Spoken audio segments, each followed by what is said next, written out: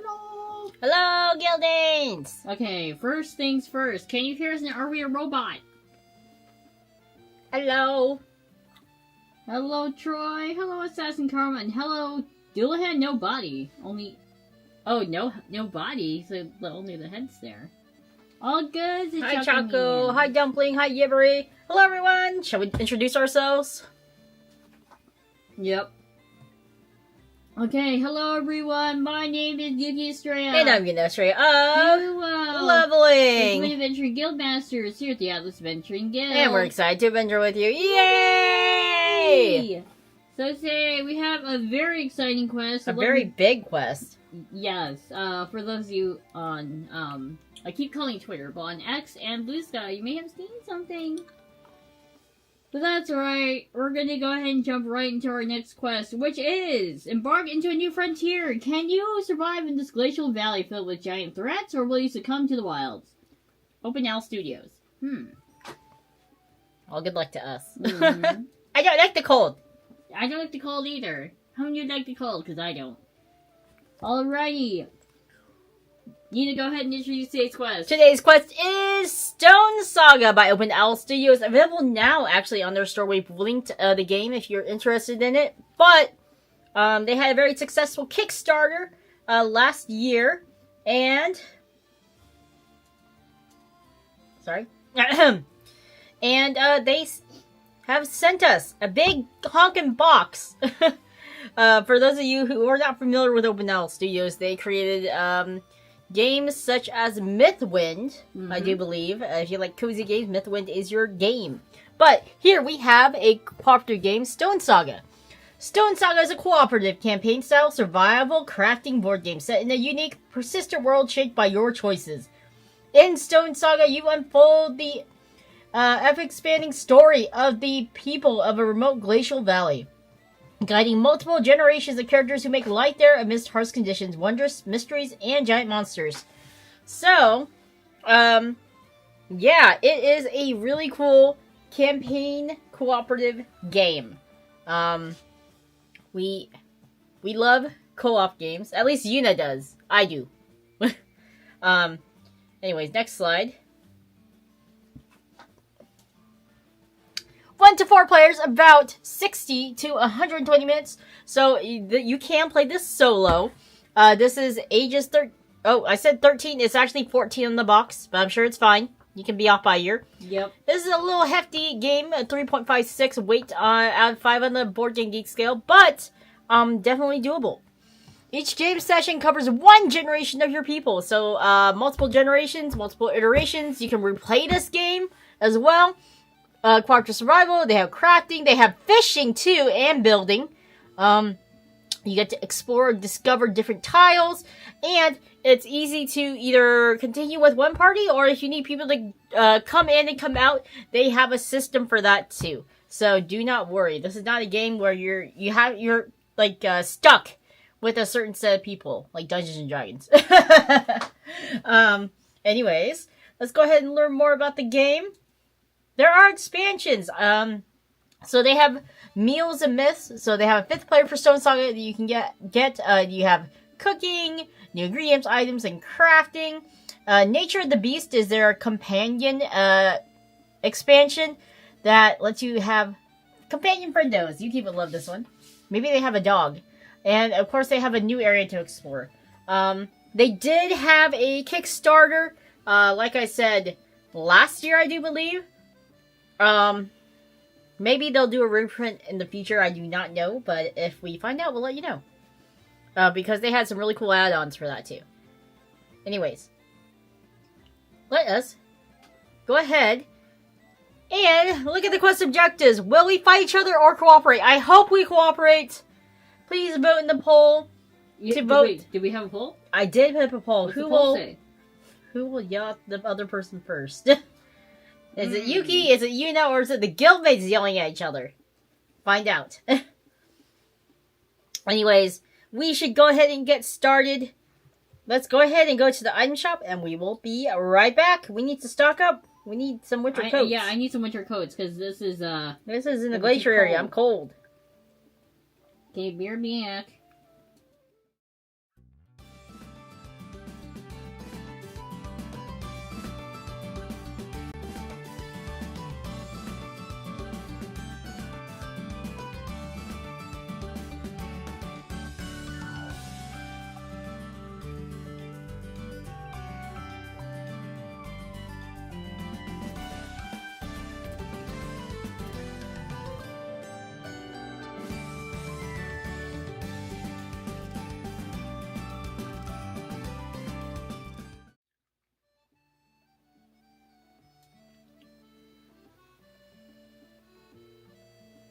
Okay, we're back. Also, I see that Chocolate likes the cold. Cold means you get to bundle up in Cozy weather.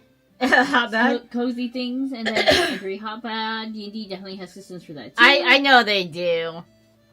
But it's always a struggle. I know. As if the guildmates would ever yell at each other, we only yell at our guildmasters. Wow! I'm pretty sure you guys have fought before. I don't press X to doubt. Skillish. Okay. Alright, here is the big honker of a box. It's beautiful. It's also very big. You will get an arm workout lifting this. And for good reason. Yuki and I spent a significant amount of time yesterday unpacking this, prepping it for the stream today. So let's go ahead and unbox this. You showed them the width of it? I'll show you the side of this box. I'm afraid to lift it. Like I said, it's freaking heavy. Yeah, Dumpling shot me just like an hour ago. I got better. Yeah, actually, just to show you how thick this box is. This is how thick the box is. It's thick. He's a thick boy. Thick chunker. He's a thick boy. Okay. Just gonna throw this off to the side. Excuse me.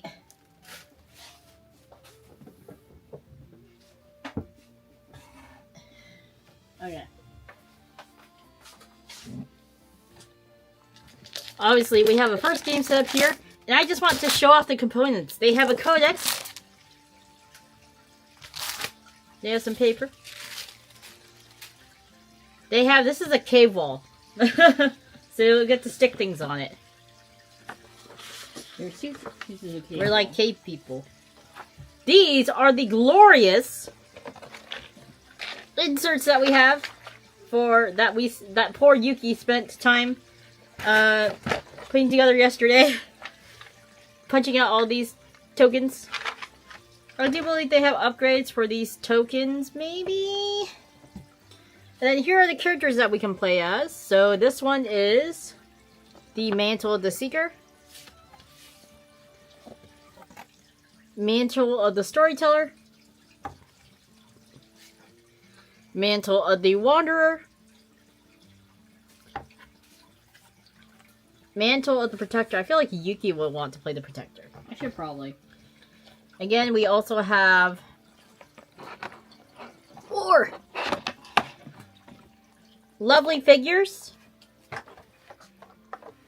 So imagine, I think they maybe had the option to have this in Sundrop. So they got some really cool figures there. We got some dice. Nice themed dice. And we have a ton of hexes. I will not show you the backs. It's spoilery. Got some pencils. And we have some markers.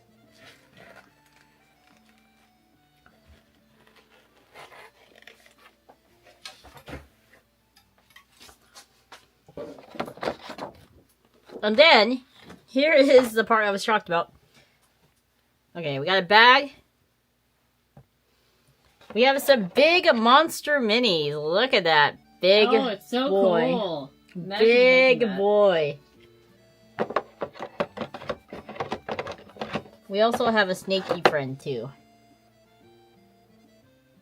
Big boy. Imagine painting these badass minis. Look at the Open L Studio logo. So this is why. Also, I really love this one here. It's like transparent. There's a transparent globe. Oh, that's so cool. You gotta be careful of the reflection, but...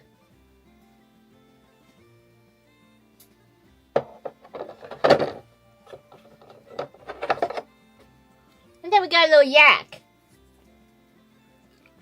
This is Yuki's mount. What? No!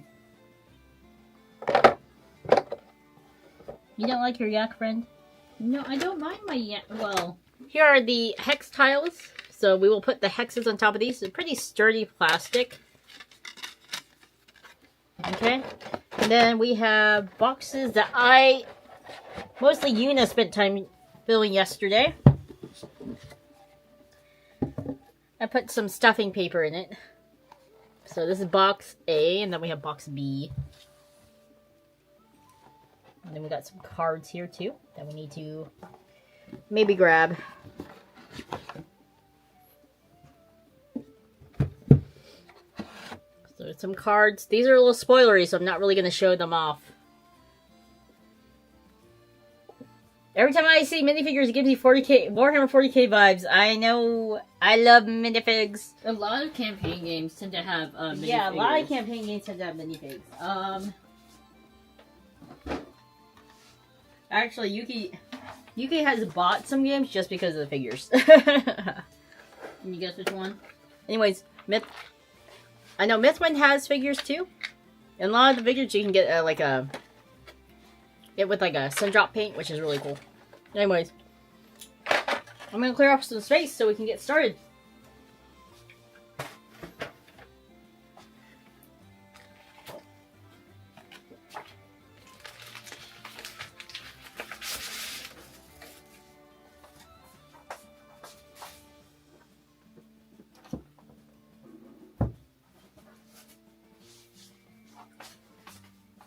I want to eat another piece of candy first.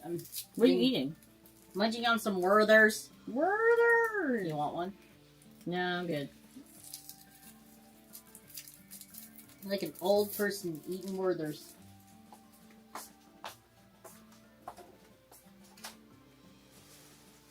Well, Yuki's just sitting and letting me do all the packing. You're doing great. Great, friendo. I don't like this setup. I don't like that Yuki's not helping me. Fine, I'll help you. What a slacker! I mean, you know all the components. I don't. Okay. We were at VR Chat Hobby Figure Fest and wanted to return boost, so he shot me for no reason. I had to defend myself. I saw the bloodlust in your eyes.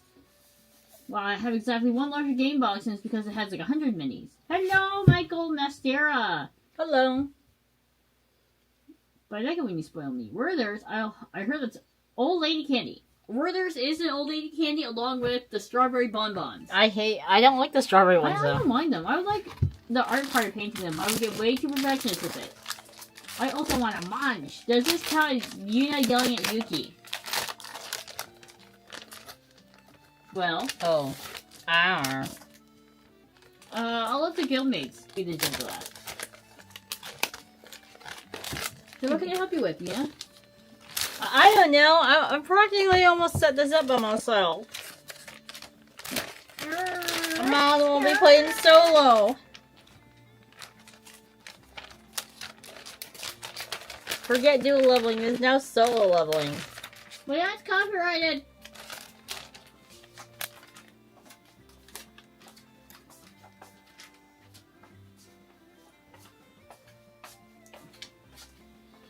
Also didn't take the codex out.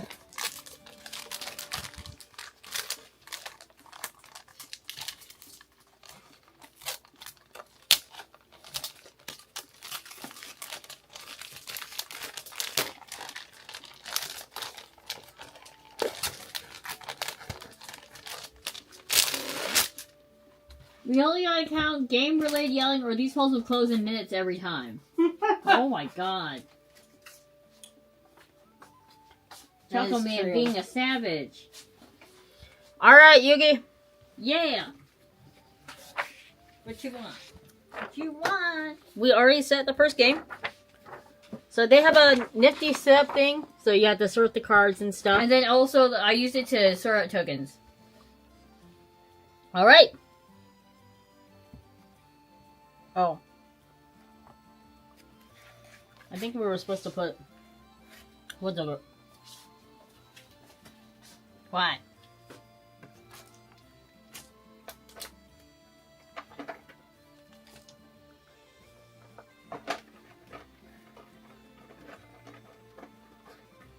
Actually, where were we supposed to put these? Those are just supposed to live in there. Live in there? Yeah. See the mantle powers? Because there are different mantle powers. Oh, okay. Why? Okay, they live there now. Alright. So, starting play. To begin playing Stonesaga, begin reading the rule book from the start. Oh. Oh. Oh, it's a thick rulebook. They also have quick guides for fishing. You and see mining. this rulebook? It's so thick. Man, we need the rulebook. Give it. So they have a component list. Oh, hey. So this is our valley map, and we have like a... We can name our civilization, guys. Recipes, expedition. So a little notebook for our playthrough. Oh, they have set up here. Okay. Here you go. Ma'am.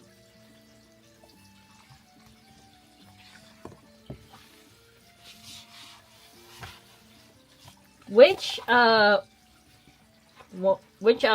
would you be? Which mantle would you be, guys? Let us know in the comments.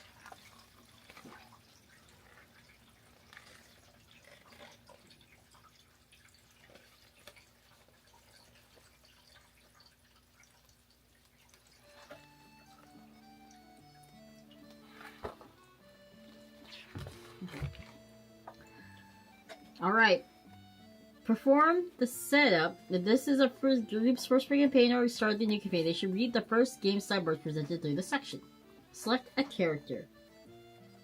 Okay, do you want to go first?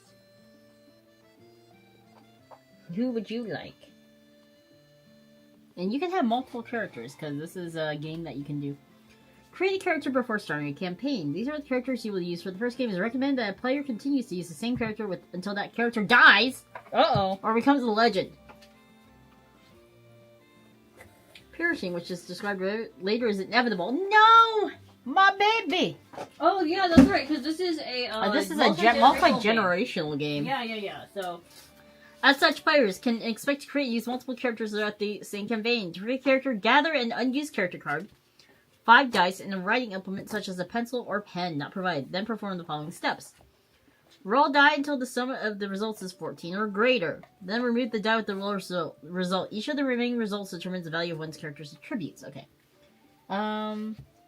Give me, rip off one piece of paper so I can use it as a bookmark here, please.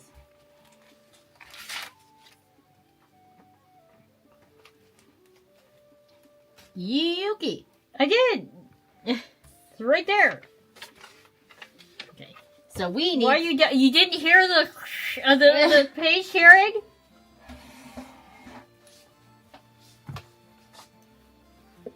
Okay. Here are the die. Oh, we need a little die tray. I'll get it. And then I'm trying to find the character cards. Oh, I know where they are. I know where they are. I know where they are. Oh, these. Yeah. So your character card. Yep. They actually give you a whole bunch. They have like a whole stack, so you don't need to worry about running out. But these is a character card. So character, traits, attributes, young old legend,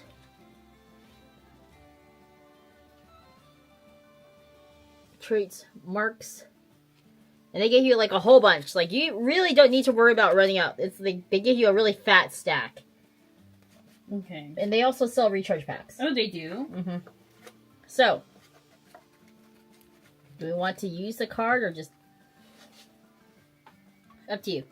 Want to go ahead and use a card each? Yeah. Okay. As long as our characters don't die first! We Okay. could use a pencil, probably. Okay. Let me get us 2 pencils. In the D&D area, there's 2 pencils. And then, yeah, they have erasers on them, because we're going to use it. Okay.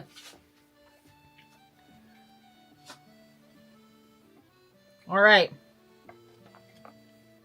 Mantle the Seeker looks cool, the Archer. Oh, I don't see their names. Blue Seeker, Brown Storyteller, Green Wanderer, and Yellow Protector. Yellow's definitely Protector. Green is... Wanderer. Yep. The gray is the Storyteller, probably. Yep. And this is the Seeker. Blue is Seeker, which is the Archer. And I think quite a couple of you said that you would be the Archer. It's kind of nice. These are dual layered. So. Yeah. And I can tell that one kind of looks like a... There's a little section that kind of looks like a bag. Anyways. Yuki, I'm assuming, who do you want to be? Give me the Protector. Alright, Yuki is this one. I am going to choose the Seeker. I'll be the Archer. So we'll put the other two away for now.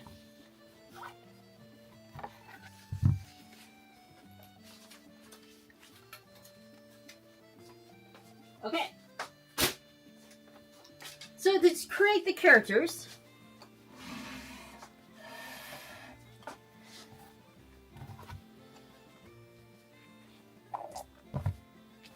we need to roll die. So roll 5 dice until the sum of the results is 14 or greater. You can go first. Me? Fine. Wow. 14 or greater? So that's 12, right? 17, 19. So I'm going to use this set here. Okay. So kind of show you my attributes. Not bad. Then remove the die with the lowest result. Goodbye! Each of the remaining results determines the value of one of the character's attributes. Okay. Does it tell us what the results are? Assign the results. Assign one of the remaining dice results to each of the 4 attributes: might, dexterity, conviction, and awareness. In the character card.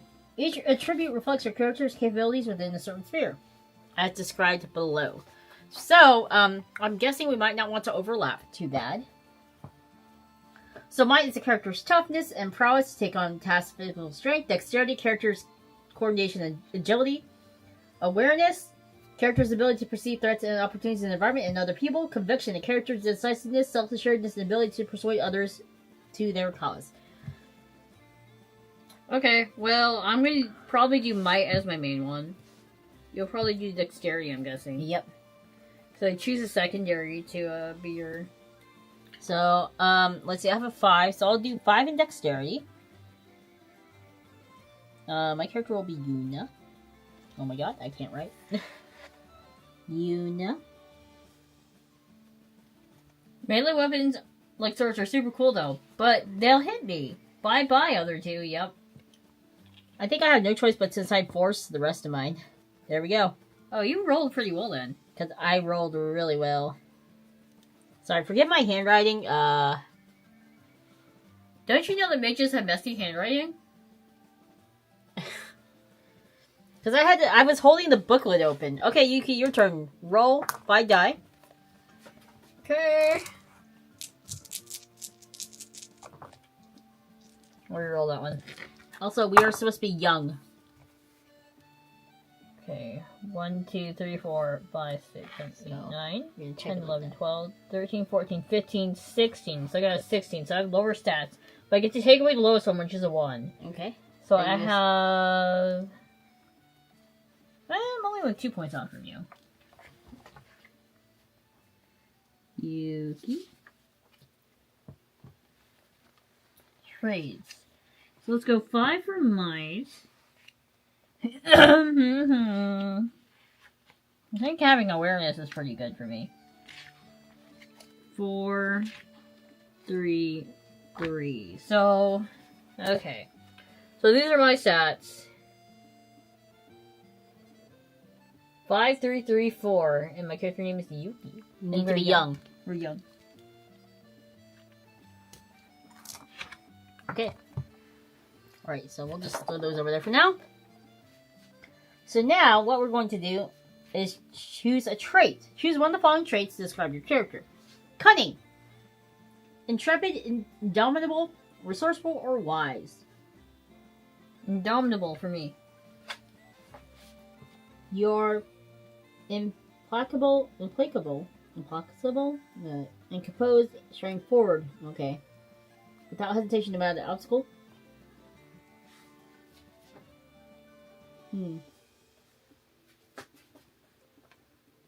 I'm surprised you're not intrepid. What's intrepid mean? You're bold, a natural leader, explorer, with a keen sense of direction in the world and in life. Yeah. Direction? I heard, okay, Girl, the rest yeah. of it was, as soon as I heard direction, like, Well, I think... Okay. Do I want to be resourceful or wise? Should I be intrepid or should I be indomitable? Guildmates, let us know. Implacable. Okay.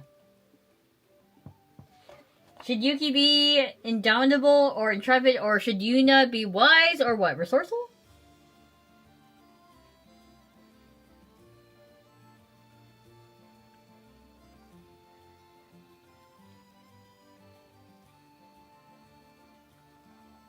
Indomitable and resourceful, probably.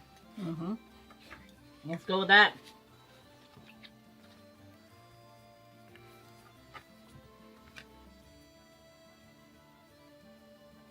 Okay. There Okay. we go. And now we get to choose a mantle.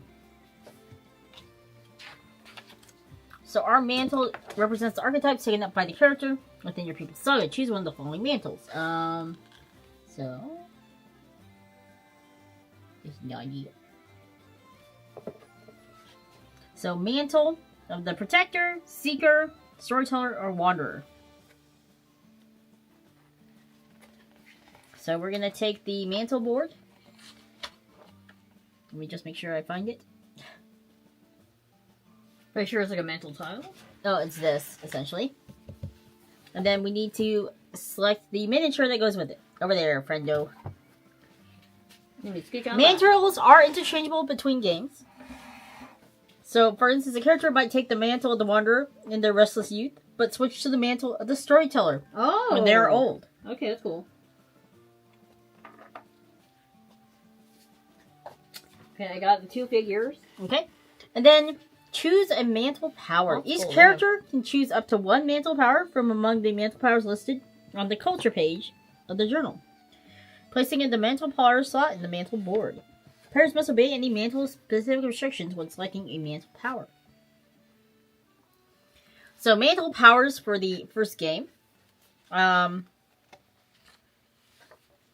This is for starting your first campaign. Players will not have any mantle powers to equip. Oh. Oh. We should skip this step. Okay. None for us, but they would go here. You can hand me one of the chits and I'll show them as an example. So, if I had a mantle power, it would just go right here. Like that. And these are double-sided. So they have something interesting. Okay. Each player inserts their character card into the slot at the top of their mantle board. So, for example, we would stick it right here. Oh, that's cool. They actually have a slot for it, too. So, can I show you guys? Right there. Slot. Whoa! The numbers show up! You can put that back. You can see the numbers through the slot. Smart. Okay.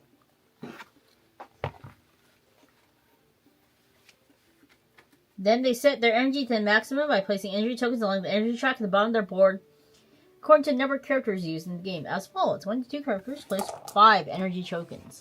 Okay, so we need the tokens now. Well, my character.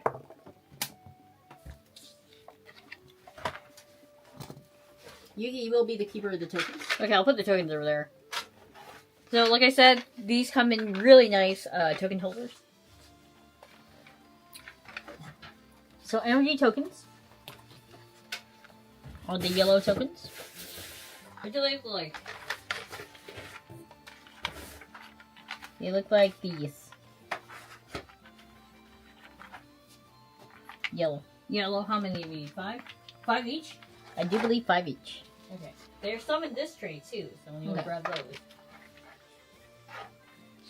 So we're gonna place 1, 2, 2, 3.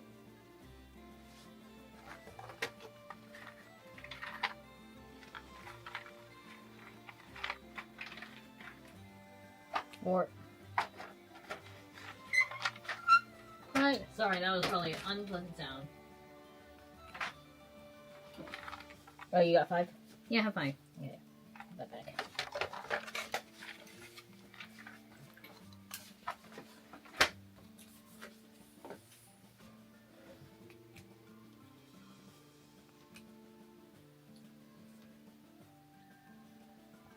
Okay, so now we will select a challenge.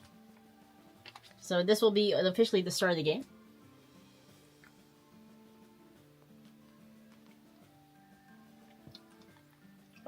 Well, it's really neat. I don't think I've ever seen a character board do that. I know, that's really cool. I love it. So if this is the first game and the first epic, the first epic of a new campaign, select a campaign start challenge. Okay. So the challenge for the first game is, I had a stack of cards. There they are. So here are the challenge cards.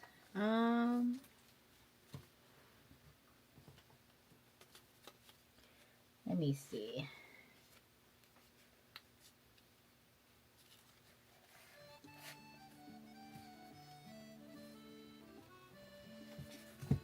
So here, play this challenge to begin a new campaign. Seeds on the Wind. Under the icy watch of the moon, your people found a passage into a primordial vale, long sealed by the ancient glaciers. To survive, you'll need to find sustenance and a refuge for your people before winter. Okay, and now we're going to set aside the remaining introductory goals for later use. Then set up your valley. Once you have completed this step, flip this card. So we need to set aside the remaining introductory goals for later use and set up your valley. So our immediate goals are G1, G101, or G102. So we have these boxes here, kind of like they have labels on certain. Not the advantage? Yes, it does remind me of Advantage. So we need to find our goals area.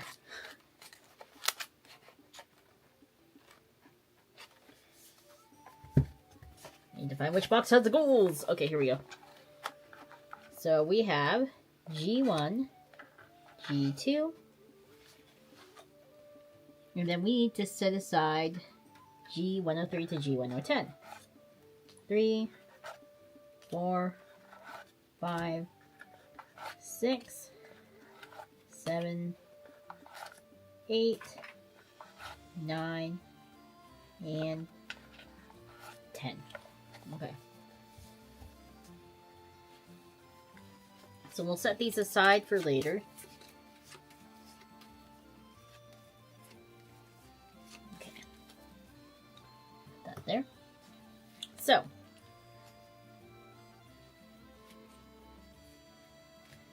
Here are immediate goals that we have. Survive the night. And we need to learn to fish. Okay. So we need to set up our village real fast. So we're going to go see...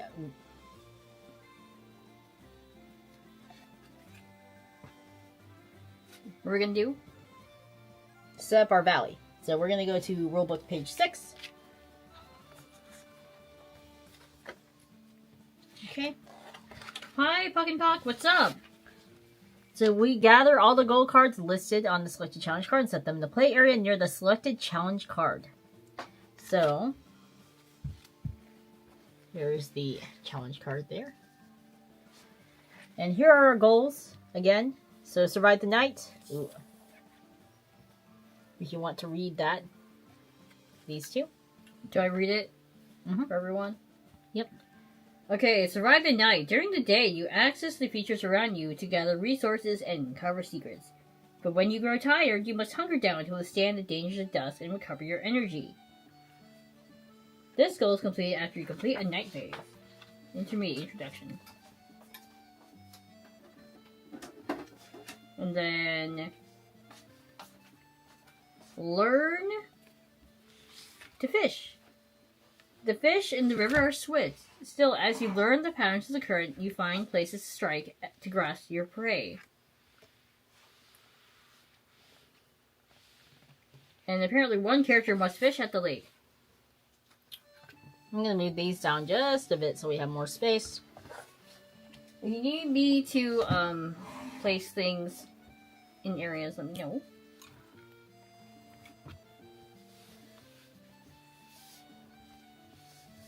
We need to have the hexes showing here in a second. Bam. And here are the hexes. Terrain hexes. Okay. So here are our 2 goals. Sorry, Yuki just knocked you over. You're fine. Shake it off. Okay. So now we will start by putting together the terrain. So we're going to choose a region to explore. Choose a region. Choose what region to explore and gather terrain hexes for that region. The 2 available choices are the Verdant Vale or the Sky Reach Plateau. Which one would you like? Let's do the Verdant Vale. Okay. Place the starting hex. Place the terrain tray in the center of the play area. In reach of all players, place the starting hex so the chosen region face up in any one of the 3 slots of the tray. So the starting hex. I'm guessing it's a one that doesn't have a... One that doesn't have the fog of war on it. So, Verdant Vale. this is probably the Verdant Vale. Is it probably, or are you sure? Probably. Well, the snowy one and the desert one definitely don't look like it. Yeah. Or we can get this creepy one. Oh, gross. That's not ominous at all. But let's do the Verdant Vale. We'll do this one here. Okay. So we're going to start it on this right here.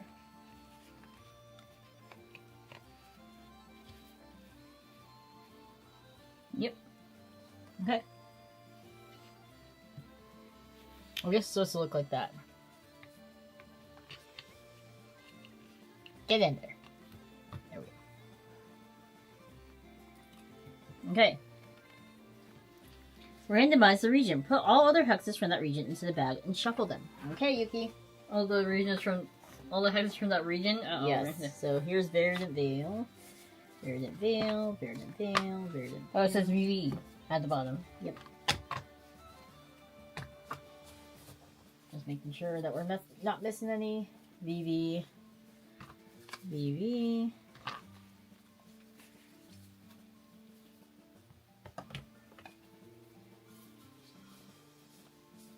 There's another VV. Hello, Samir!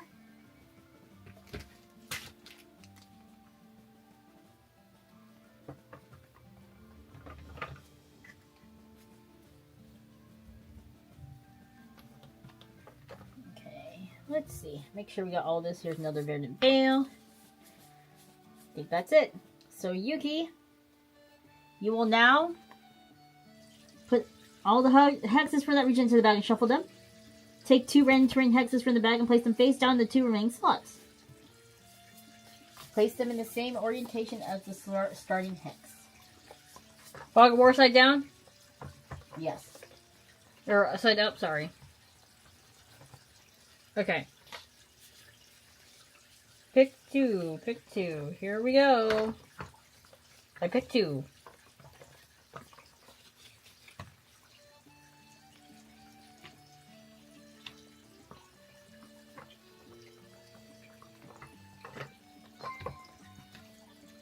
Thank you so much for becoming a guildmate.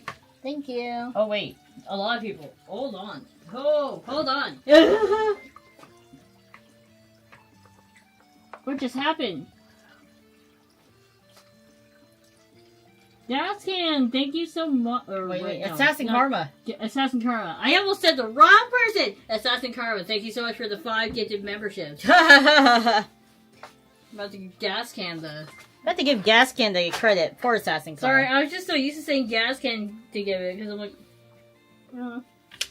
Okay, now we're going to place our miniatures. We're going to place the character miniatures on the starting hex. Pop. And pop. There we go.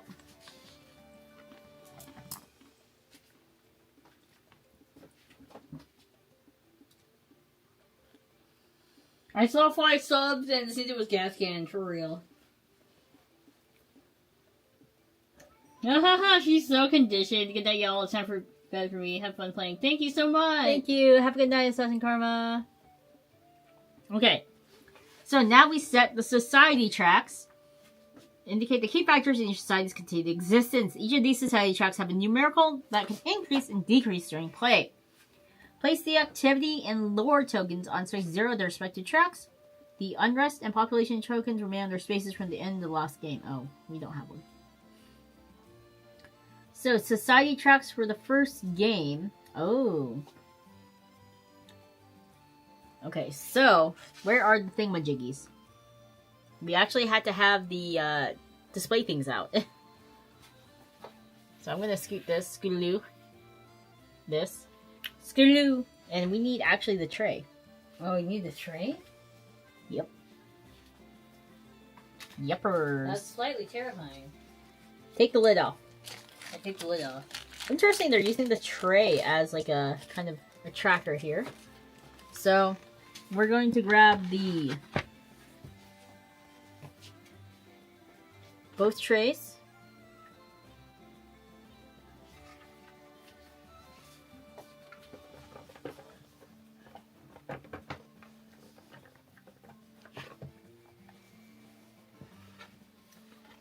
Or I wonder if we just pop these off. Yeah. Did you want to try? Wait, hold on.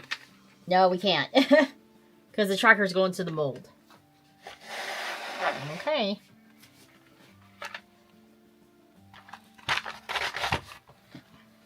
No, no. She flipped it! Okay. Okay, so the unrest track should be... Oh my god, I knocked over Yuki. It should be here at 0. Right? Because we are not... And then we have the activity track.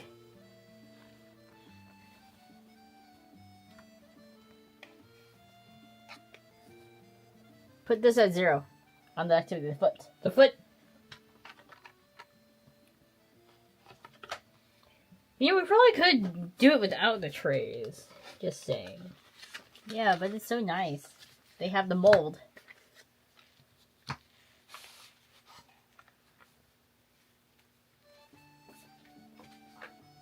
Because you want people to see. Place the population on 8 of the population track. We have 8 people to our name. So 0, 0, and then the population track is... There you go. Need these.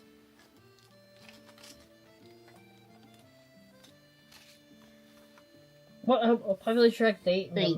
So the people are 8. The people are 8. Yep. Okay. And then what's this thing? Lore, 0. Oh, it's at 0. Okay. We're going to prepare the Valley Ducks. Shuffle the cards in the Journey deck and the Night deck and place them in the play area. So we're going to prepare the decks for the first game. Construct the Journey and Night decks of the following cards. Journey deck JA01 to JA06. So let me see the Journey deck. There we go.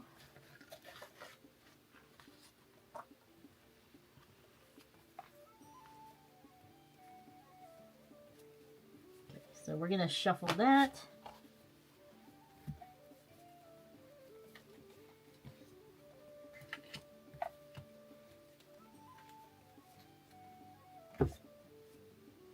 Okay, and then we need the Night deck as well. Go cards, I'm cards deck. Where's the Night deck? Night befalls you. You get mauled by a tiger. You all die. No!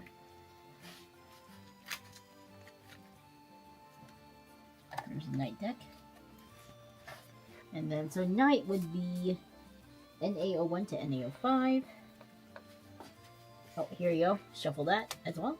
So we need to place these within easy reach of all players.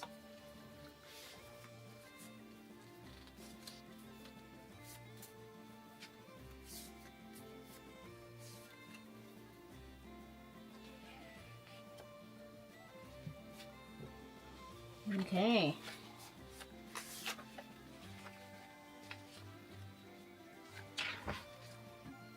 So.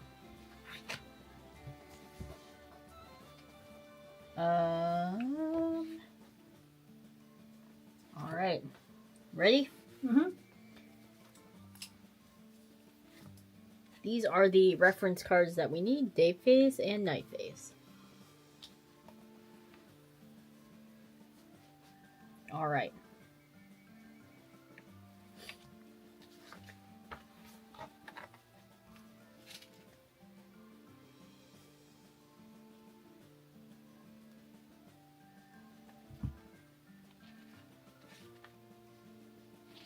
So, just double checking here.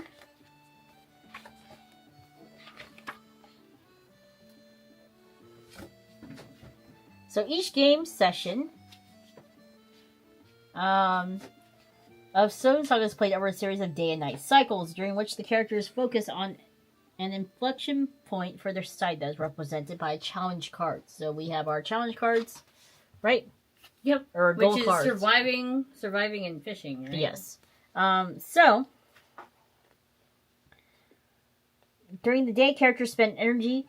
The day is represented by a day phase. So during the day, characters spend energy to explore, gather resources, craft, build, and work towards their common goal. The night is represented by a night phase. During the night, characters rest to replenish their energy, while also resolving a series of night events. The details for resolving each phase is described in the day phase and night phase. Okay?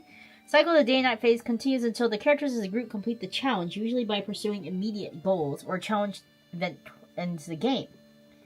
Each individual game of Stonesaga is guided by a challenge card that players select during setup. The front of each challenge card provides the players with a list of immediate goals and a list of ongoing goals, as well as other setup information. Immediate goals are the focus of each game, while ongoing goals are carried over between games at the same epoch. After setup, the challenge card is flipped over to the back, which provides information for the game. Okay. So, we went ahead. Oh my gosh. I keep knocking Yuki's stuff. So,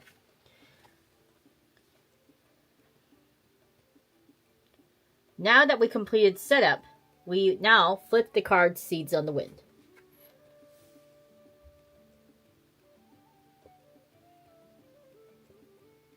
Okay.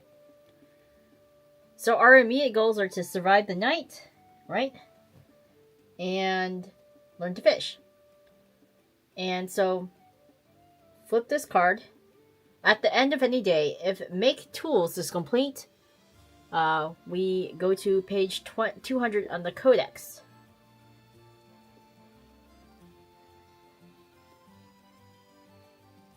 So are you fishing? So, now we need to decide. Are you fishing? Hold on. All goals are represented by double-sided cards. During the challenge set, players gather all the goals listed on their challenge card and place them in the play area. Players also place in the ongoing goals from prior challenges. When the goal is complete, the players read the instructions on the backside of the goal card. These instructions might add more goals, direct players to read the entry in the codex, or have some other effect. After completing the goal, return all tokens and other components placed in the goal to the supply. For the first challenge and most others, completing a number of immediate goals allows the player to end the current game on preferable terms. Okay. So we have the activity tracker and the challenge events. So activity tracker is shared amongst all players and represents the character's ongoing progress from their environment in their larger society. They display the activity level. Throughout the game, various effects instruct the characters to add to their activity level. When this happens, the activity token is moved. So this one here. And the back of each challenge card has a series of challenge events. These events can be positive or negative. Ooh. Each challenge event has a corresponding activity threshold. During the night phase, if the group's activity level on the chat equals or exceeds a challenge event threshold, the characters resolve that event's effects. So, for example, they have 4, 7, 12, and 16 that happens. Okay. Characters can only resolve each challenge effect once per game. The final event on the challenge card ends the challenge, instructing the players to read the outcome on the codex. These endings are often unfavorable to characters in the society. Uh-oh. Alright. When the challenge ends, parts of the games persist and continue on to the next challenge. For that reason, some game information is recorded in the journal. During the day phase, players take turns. So we're in the day phase now. Okay. Performing actions. When the players take their turn, they can either perform one action or pass. After a player passes, they cannot perform any more actions during the current day phase. Players can take turns one at a time until all players have passed, and then players can take turns in any order, and the player can take multiple turns in a row. After all players have passed, the game proceeds to night phase. So, we can share food and water. we can do that without using any day actions. So, throughout the game, actions the character can perform are dependent on the current phase. During the day, characters can perform basic actions and feature actions. They usually require them to spend energy. A character can perform basic actions regardless of the location of the match. To perform a feature action, it must be in a hex with that specific feature. Okay. So, if you intend to learn as you play, and you've read everything prior to this sidebar, you now know all the rules needed to begin the game. The goals you complete during the first challenge will take you through the basic actions. Okay, so on this sheet, it tells us what we can do. So, perform actions one at a time in any order. So, I think we're at the point where we can just start playing. Yep. So, during the day phase, you perform the actions one at a time in any order. If a character has performed all the actions they wish to, they pass. After all the characters have passed, the game proceeds to night phase. So, basic action includes move, exchange, pack and unpack, aid, process, craft, build outpost, structure. Build structure. We can gather water, prepare shelter, fish, forage, and mine. So, we need... Oh, sorry, Yuki, I think I just stepped on your foot. It's okay. We need to learn to fish and survive the night. One character must fish at the lake by performing the action below. Okay, so what do you want to do, Yuki? Do you want to go first, or should I? You may go first. I want to fish! Okay, you're gonna fish? Auxilian, hello! How are you doing? So, to perform this action, I must use 2 energy. And place a water token, a little mountain doohickey. Mm-hmm. Two lines. 2 lines.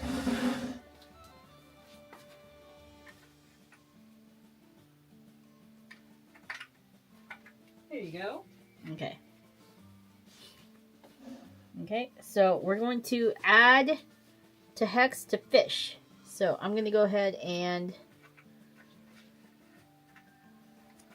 place that on the hex to fish. And I read 38 for full details. Okay. Page 38 in the rulebook.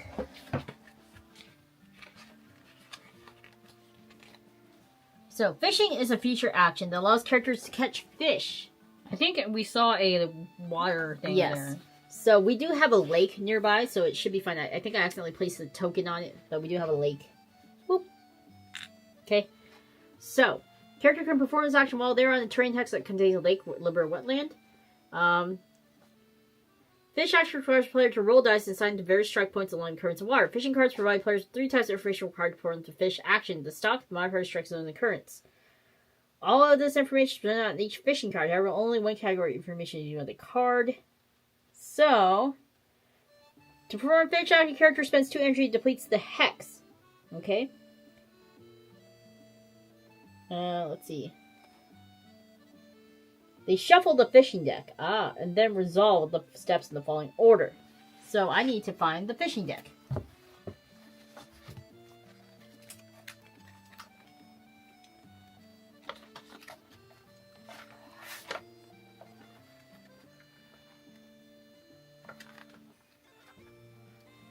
Found it. Okay. Alright. So, Fishing out. this is the fishing deck. So we're going to shuffle it.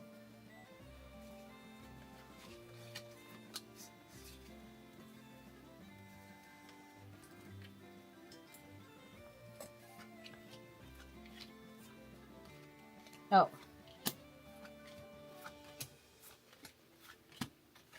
Okay. Alright, so put them together and I will draw a card. There we go. So we're going to draw this one and we're going to place it vertically so the word stock is at the top of the card. So we're going to do that. Stock stores 3 groupings of resources available to gain during this fish action, as well as the basic difficulty associated with gaining those resources. Basic difficulty is represented by number. The higher number is the greater difficulty. Uh-oh. Oh shit. Why? How much did you They're get? 4s. Send help. They're all the same. Don't worry, you could have gotten a 6. So I can gain water and fish. Water and... I don't know what the water droplet means. And I can gain a stick and a vine. Let me double check what those mean, actually.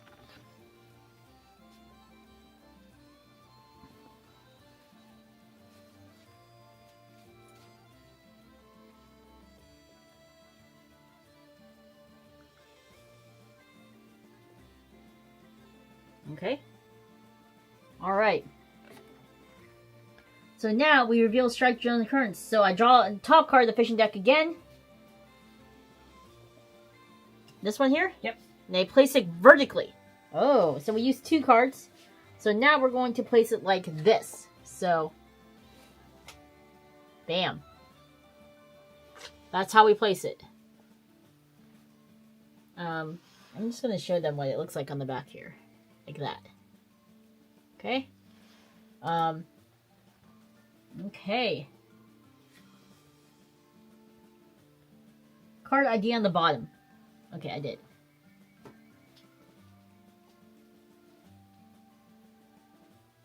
Alright, strike zones are spaces where dice are assigned. Each strike zone is located along one or more of these currents that cross through the card from left to right. Now we roll 4 die. Alright. I'll remove one. Actually, you need to remove more than one. Yep. And if the character has abilities to allow them modified, add or roll dice when fishing, they can use this during the step.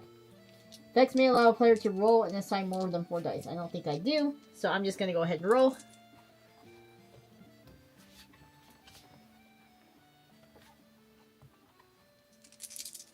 Go ahead and show them. I did horrible. That's a lot of ones. Okay. So now I assign the dice to the strike zone of my choice. Each small strike zone can have up to a single die assigned to it, and each large strike zone can have up to 2 dice assigned to it. When more dice are assigned to a strike zone that has either a mishap or luck icon, the player's character suffers a penalty or mishap or gains additional materials luck during step 6. To assign a die, players place any number of their 4 dice in the strike zones, representing the maximum limit of dice per zone and presenting the result of each die. The player may choose to assign only 1 die to a large strike zone. The player does not have to assign all their dice. Okay?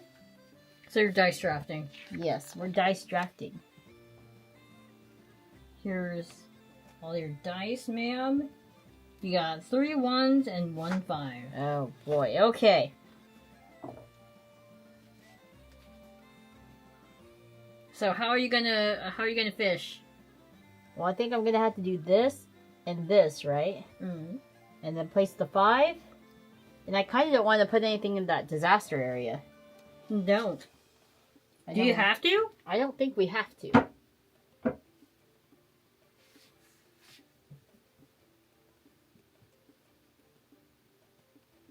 Let me see.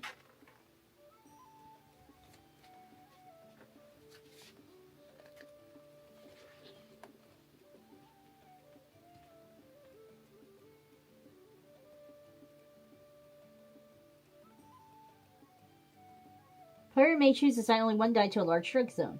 Player does not have to assign all their dice and can in fact assign none of their dice if desired. Ooh, okay, I won't assign. So now we reveal the modifier. Now we draw the top card of the fishing deck and place it vertically. Oh. So the word modifiers is positioned. So this, like this. Oh my god. Modifiers. So we're going to place it like that. Excuse me. Excuse me. Like that. So it matches. Okay. So,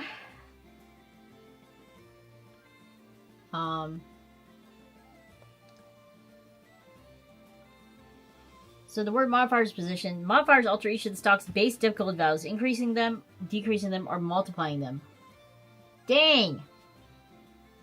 They increased this difficulty here and multiplied that to 8. Insane.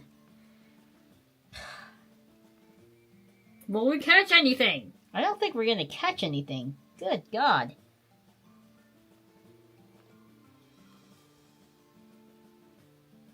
Okay. Now we're going to resolve the strike zones.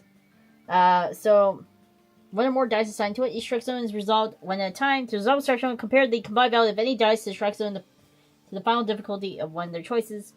Okay, so This needs to match a 6 at least.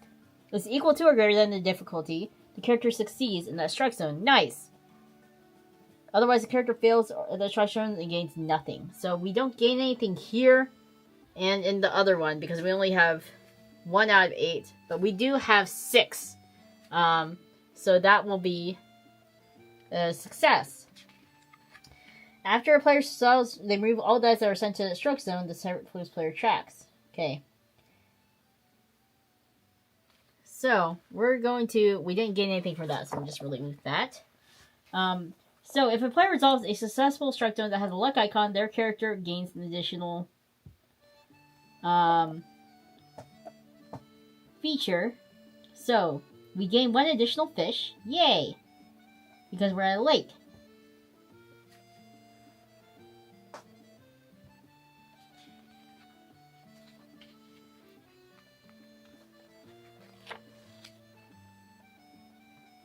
Alright, so now we're going to take these off and throw these away.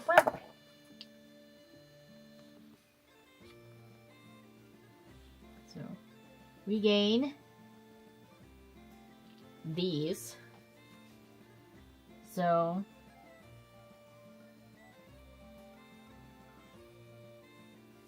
let's see what we gained. Don't know what these little fishies mean. What do they mean? I would assume they mean fish. Oh, water. Oh. So water, the water droplet is water, and then fish means fish. So we gain 2 fishes into water.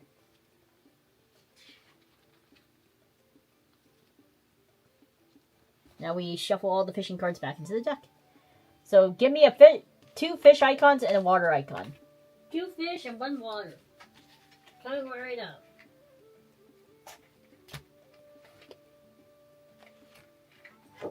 So does that mean you got some water and then some fish? Yeah, I got 2 fishies in the water.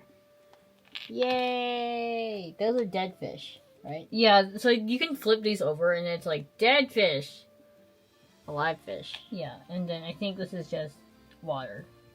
Yeah. Okay. Okay. So that is my Put that in action. your inventory because that looks awfully like an inventory space to me. It does. Okay, now it's your turn. Okay. So looking at the actions. Oh wait, I learned to fish already, right? Yes. So I get to goals completed after a character fishes. So now I flip it over. All right. Whether you're able to catch a fish or not, you know the valley's waters are teeming with life. Still, the sun is dipping and your thoughts turn to where you'll sleep tonight. Add a Learn to Forage G103 to your goals. Find that card and put it into play. So goals. Oh, I think it's over here. G103. So learn to forage. The plants and animals in this valley are unfamiliar to you. You'll have to look carefully to find useful objects in the tableau you build. All while avoiding predators that stalk the vale. So one character must forage at the forest. Or prairie. Well, we're not at the forest or prairie yet, so... Do I need to move? You might have to move. Okay, I'm gonna move then. Because once we do like one of those, right? Is this like hex completely done for? Yeah, I think that the lake is done. Okay. So I'm gonna go ahead and move. Look at the rulebook, page 25. Okay.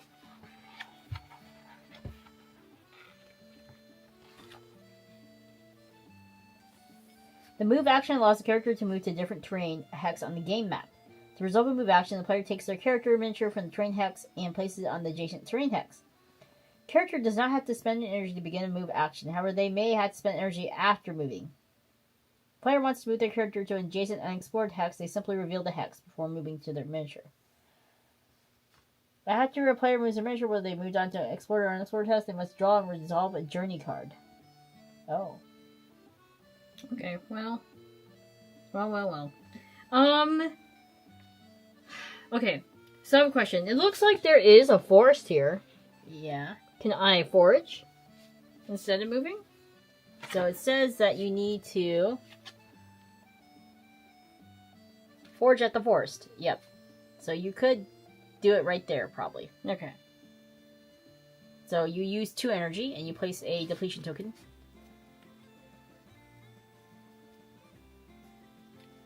So you, what is it, like a Or two-way? can you do 2 actions in the same hex, or do you have to do it in a new hex? That's what I'm also wondering. Let me check.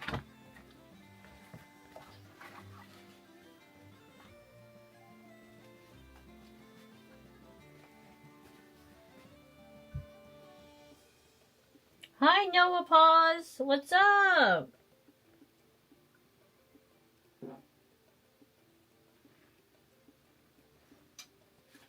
So far, Yuna has managed to fish. She has gotten 2 fish and 1 water.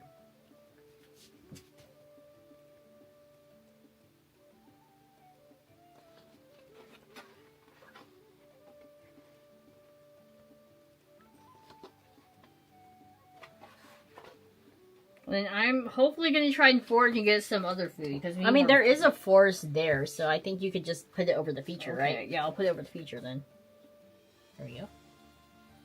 Okay. So that is used. Okay. So now, Now, we'll look at the forge thing. Rulebook 43. And you deplete 2 energy, right? yep, I did. Okay.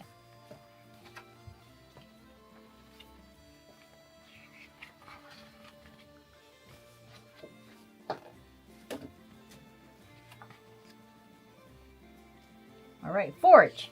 Forge is a feature, action that allows characters to search their environment to find objects, bounty to harvest, or wildlife to hunt. A character can perform this action while they're on a terrain hex that contains a forest or polarity. As you explore your regions, you may find other features where you can forage. While foraging, player uses a deck of foraging cards matching the feature, so you need to get the forest deck. deck. Yes, I got it. Right here. This is the forest deck.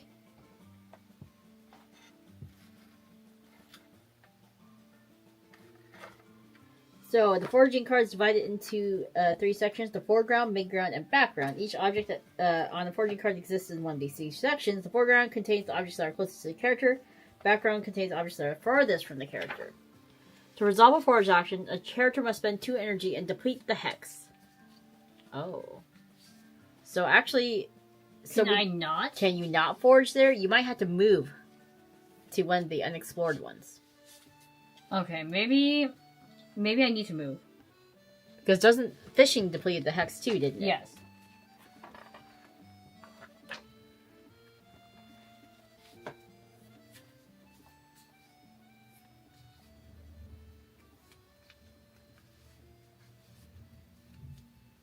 Or, I don't know.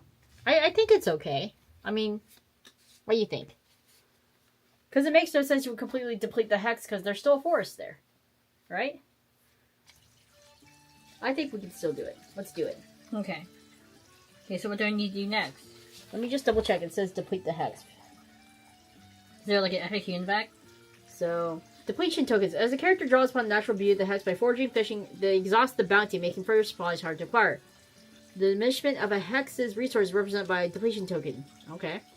They are double-sided. Each side has a major or minor depletion icon to indicate the severity. Deplete a hex. There are no depletion tokens. The player places the depletion token in the hex. So the minor. Because I'll move to a new place.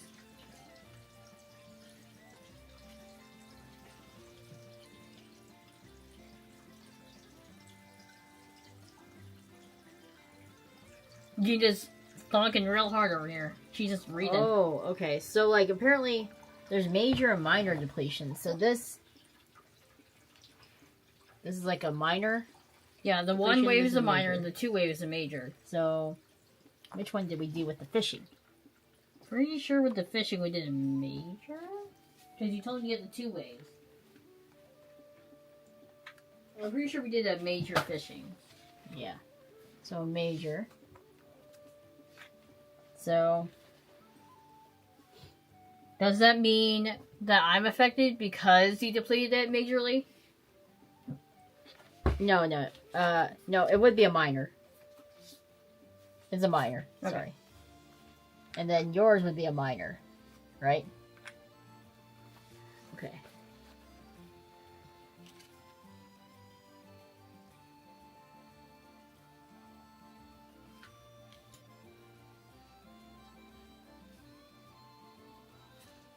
Oh, because you're doing it for the first time, right? Yeah.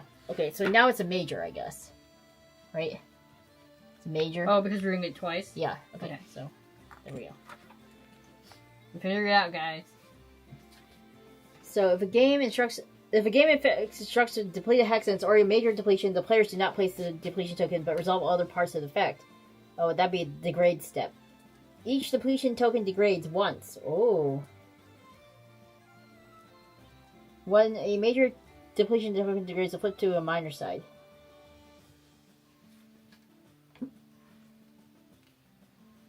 Well, can I forge or do I When need a to character performs a forge, special, minor, and hex with either a minor or major, they must increase the energy cost. Oh. Maybe I should just move. It's gonna cost the same. It no would matter cost you 1, so you might as well just flip it over 1. Go ahead.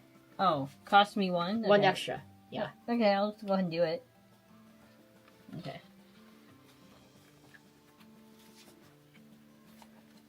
Okay, so now we're back to forging. Okay, so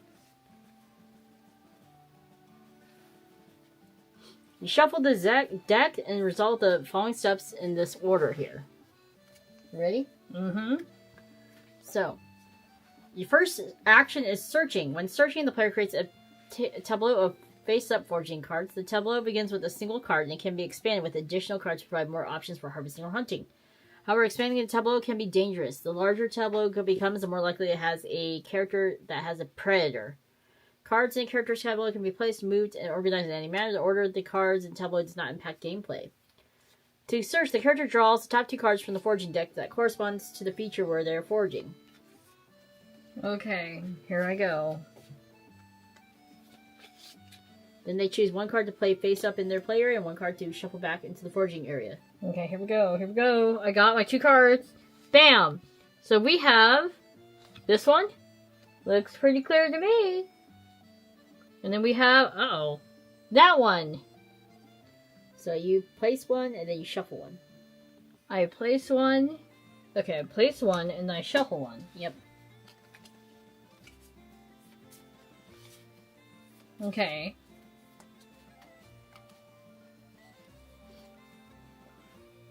So that is the first card. Yep. After you draw 2 cards from the forging deck, and there's at least 1 predator already in that tableau. So you could add more if you want.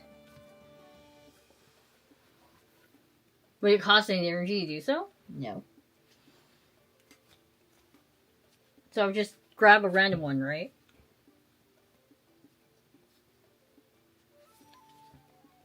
If I want to add more?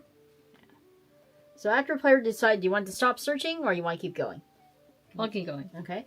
You now choose whether to harvest. Oh, you're going to keep going. So you draw 2. And pick 1 and discard 1. Okay, draw 2. Pick 1 and discard 1. Oh, they're both bad. So we got a big guy, and then we have a smaller dude in the back with some stuff. So I'm gonna put down this one. Are you going to keep going or are you going to stop? I'm gonna stop. Okay, so that is the character is in the foreground of a card with tableau. So that'd be like real up close, wouldn't it? So Foreground would be like close. no. Foreground would be like this guy. Yeah. So like would be like Yeah. up close. So you're safe for now. Do you want to stop searching or do you want to keep going or do you want to just harvest and hunt? I think we're gonna harvest and hunt. Okay, so you can harvest bounty objects. So there are 5 types of bounty objects. There are trees, grain crops, root plants, nut bushes, and streams. Okay, so during a single forge action, you can only harvest 1 type of bounty object, but they can harvest up to 3 of that type. So if you, in your picture here, you're going to take a look. You have a lot of trees. You have one of these, and a stream, and this. So you can harvest 3 of 1 type, max. What about the deer? Uh, Can I hunt them?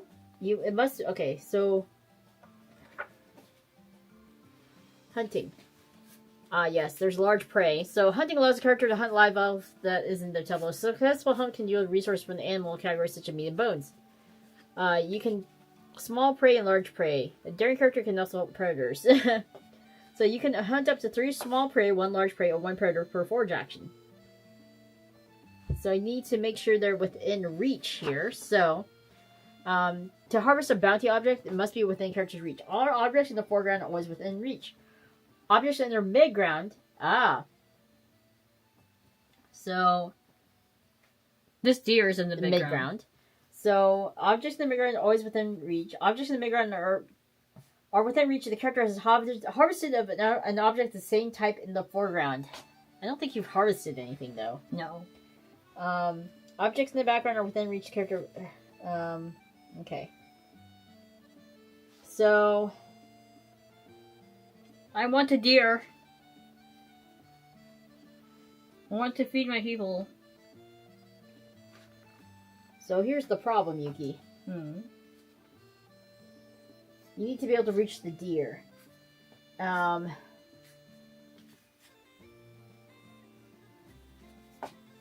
So you need to be able to reach. Are there animal tracks in the foreground? If there aren't, you can't hunt them.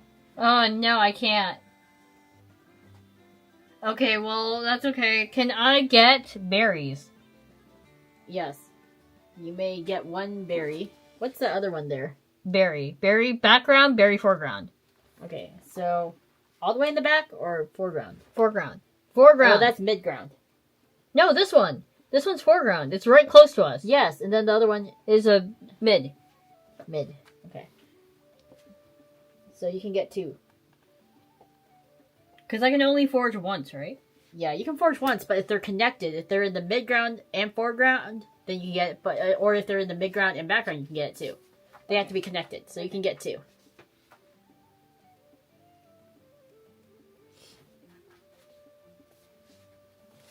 Can I do So you can get 2 of the berries? 2 nut bushes. 2 bushes? Nut bushes. I'm on food. Because I think that's a nut bush. Yes. So what do I get? 2 nuts. What do they look like? Like nuts. Hold on.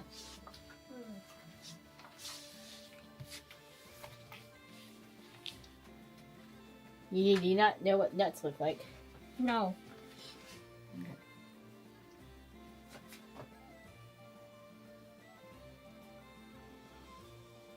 Nut bushes, you get nuts. So nuts, Oh, okay. I see. they're green. That's an onion. Oh wait, these are nuts. Looks like a Oh, chestnut. trees also might have a bonus resource tied to it. Let me stare at it. Nope. Oh, that has a mushroom attached to it. Should I maybe go for that? So if you get a tree, you can get wood and you can get a mushroom. Because this tree here, Mm-hmm. I'm gonna bring it up. Oh my god, I can't see. This tree here has a Mushroom at the bottom. Okay. Maybe I'll go for the tree. Or you can get 2 nuts. I'm gonna go for the tree and another tree because there's a tree in the midground. Is there? Where? I lied. To the background. Yeah, so you either get a tree and a mushroom or 2 nuts. I'll get a tree and a mushroom. So if I want to get a tree and a mushroom, what do I get? That's it. Okay, so I get a mushroom and then what's the tree mean? Wood.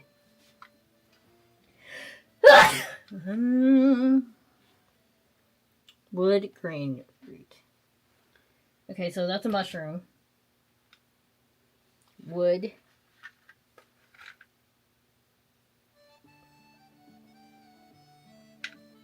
Wood looks like a branch. I'm guessing it's this. Yep. Yeah, that's probably this one. Okay. I got it. Okay, so I have wood and a mushroom. Yay. Now what?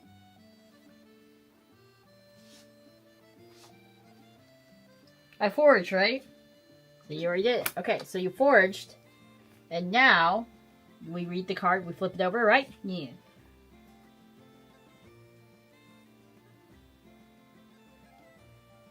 This goal is completed after it forges. The forest glades and open plains contain a bounty, so long as you are cautious enough to avoid the predators lurking within. Add a learn to mine to your goals.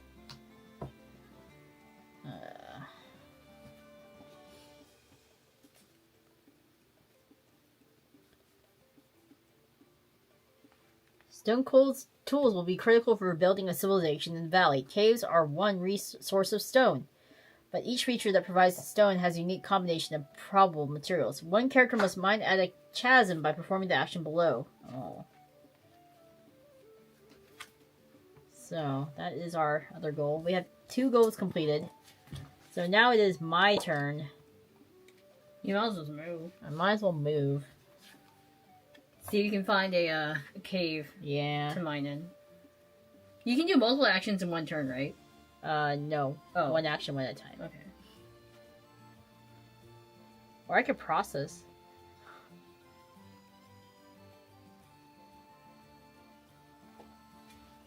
Do you want me to prepare a shelter? Or you think... Well, I have more, so probably I should mine, and maybe you should prep the shelter. Okay. Okay, so let me move. So move is page 25. Should I prep the shelter right there? It might as well. It's like next to everything. Yeah, but you still have 2 energy. Prepping shelter costs 1. 1. So you could do another, like, 1 action. You can pack and unpack. Exchange, process, craft. So, moves action allows a character to move to a different terrain. Characters does not have to spend energy to begin a move.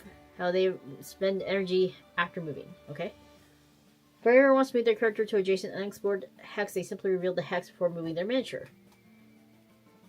Okay, so... Journey card. Alright, so I want to do mining, so... I need to find a place that has a chasm. Do we even have one here? Oh! That's a chasm right there. But wouldn't it add to your difficulty? Yes, it would. So I could move to another hex. What do you think? I mean, you might as well. Okay. Get that one a break. Yeah. So which hex do you think has? Maybe this one here?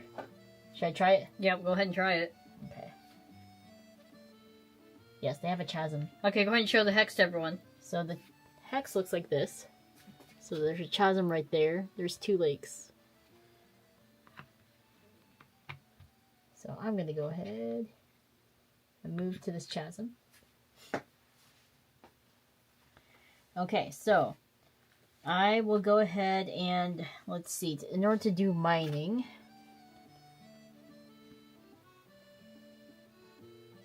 oh, I need to do a journey thing. So, journey here? card deck, yep. So pick one.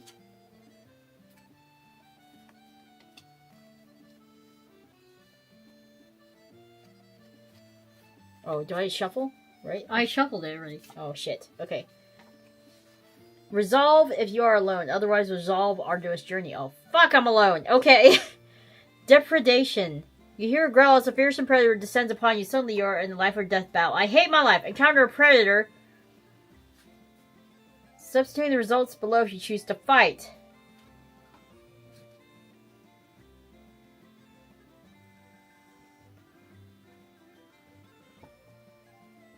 Guess I'll fight it. Fuck. Yuna immediately runs into, like I said, you know how you made fun of me for saying you run into a tiger and die? Yeah, I think my character might die. So, encountering a predator. We're forging encountered by a predator and choose me or... Character must either choose to fight or retreat. So, I can either perform a dexterity or might test. You muzzle. If I roll a 12 plus, I slay the predator. Ooh. But if I roll a 1 through... If I retreat, I might... So, 10 plus would escape unharmed. I'm gonna try to fight it. Okay. F it. Let's go. So, going to... Okay, so... If I want to fight... A dexterity or might test. Do dexterity! Okay. How do we do might test? How many things do we roll though? Doesn't say. Because I have decks. Do I just roll one? Die? Doesn't say how to do.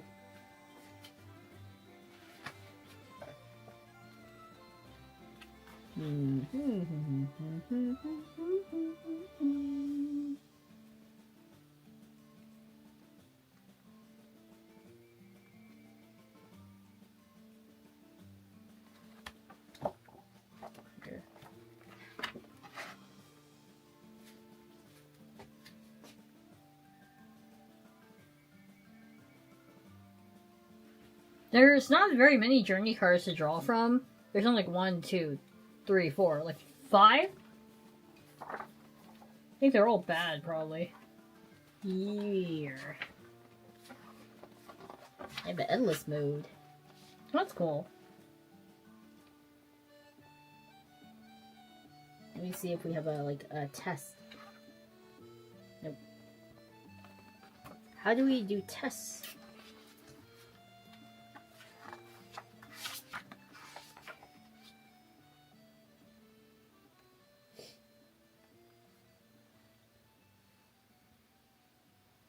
That's weird.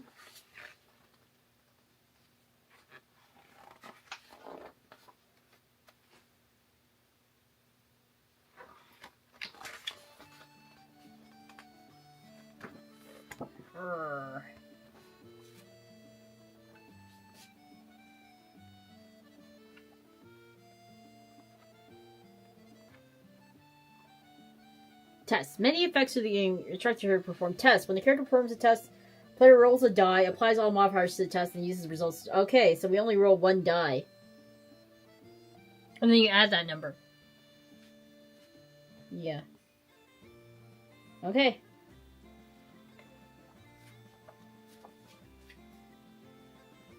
So it's just a one die roll. Mm-hmm. I might die. Well, you have like what? A 5? Yeah.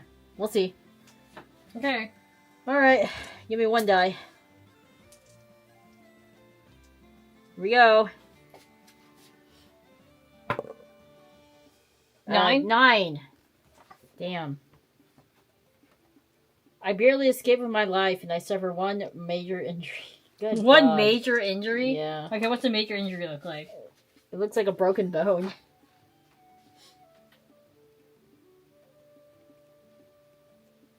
I swear, if I die...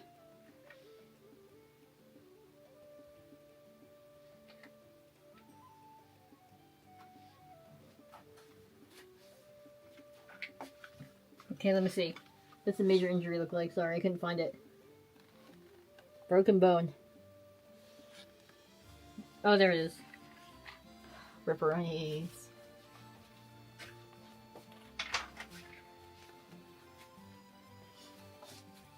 Okay. You should totally mind with that. Alright, so I... Oh, substituting the results if I choose to fight. Okay. Oh. I barely fight the creature off, suffer... Oh, I gain one teeth. Okay, never mind. I don't get a major injury. It's just a tiny little injury then. And I gain one teeth. Give me a teeth! Okay, here it is. Okay. You need to find where the teeth are.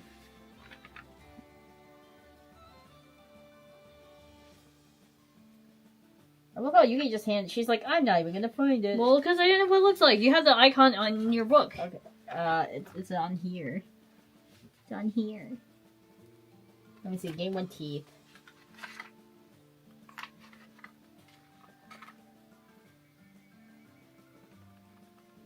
Teeth? Teeth? It doesn't say what it looks like. Okay, hold on. There's terrain. Ooh. I think it's this one. There's a little serrated edge. What? It might be this one. Okay. So it's you want the unprocessed side. Unprocessed. Okay. I got a little hurt, and I got teeth. Oh, here we go. I think he goes there. Okay, so I made it. Now I just get rid of that, right? So I think that resolves my face, right? Mm-hmm. So now I can... Oh, I had to pay one to move, right? Yeah, yeah. Okay, now I'm going to try... Wait, how am I going to get back? Because to mine it costs 2 actions.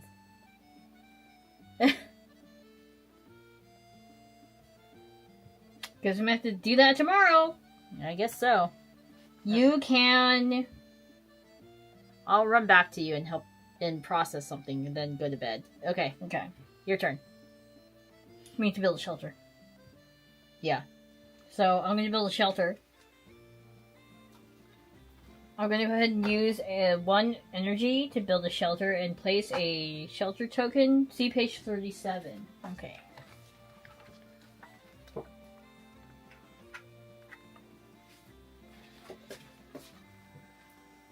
Prepare shelter. Prepare a shelter allows character make a shelter in the hex they occupy. Characters can use shelters during the night phase to improve their comfort or gain additional energy.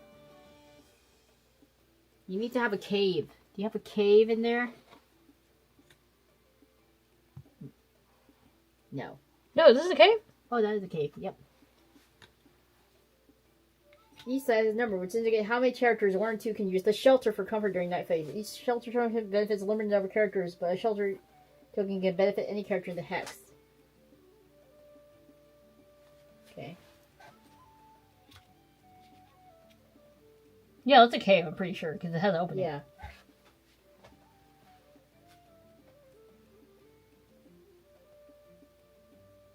I would like a 2-character shelter. Yes, but I'm assuming that depends on something that I do. Okay. Well, we'd have to prepare a shelter again. Do the same action. Okay, so my turn. Should I just come back? You can prepare a shelter right there if you want. Wait. But I need a cave. Woman, I don't have a cave here. Oh, okay.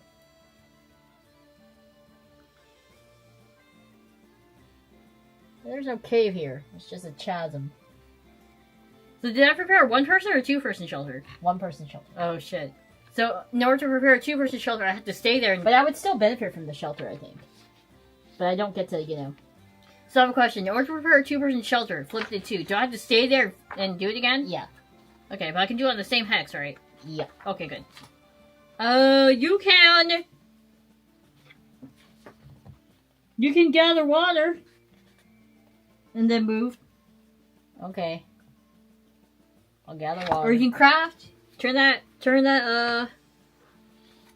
See, I think you can either process, craft, or gather water. Let's gather water, because I wonder if crafting is another goal. Yeah. Okay, I'll gather water. Gather water. Page 36. Okay.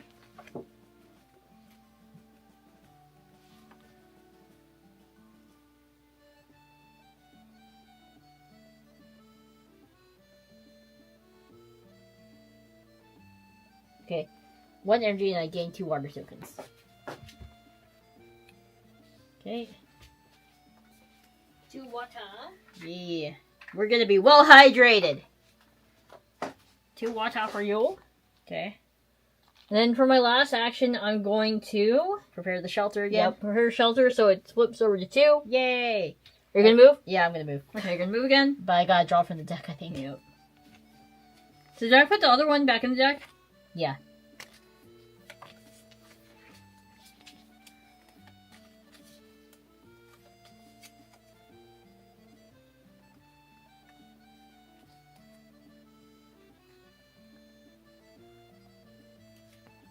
You ready? Okay, I'm gonna have you pick a random one, just to make it fair.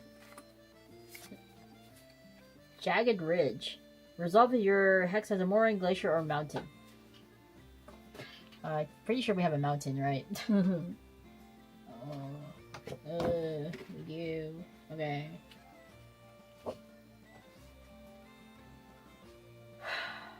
Traversing a ridge, you find yourself at the edge of a precipice that overlooks a steep slope. test to suppress fear. Add +2 if you're indomitable. Fuck, I'm not. Okay, so here we go. You gotta roll. Give me one. Fuck, I didn't make it. So I only have a 6. On a Disney journey in a day is already too many. You cannot move again today.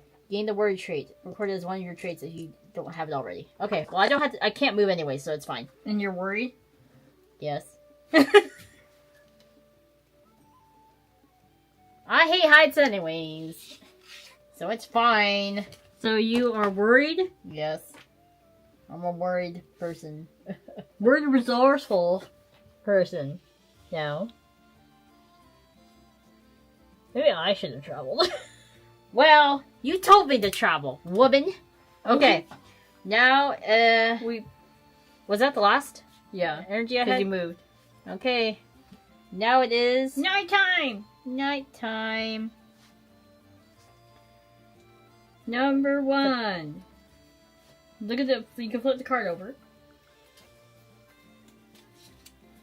Check for parish characters. Thank God. We're not. We haven't died yet. We You haven't died died first yet. time. Yay! Recovery. Characters regain things. They regain things? Oh. They regain energy. How do we eat and stuff?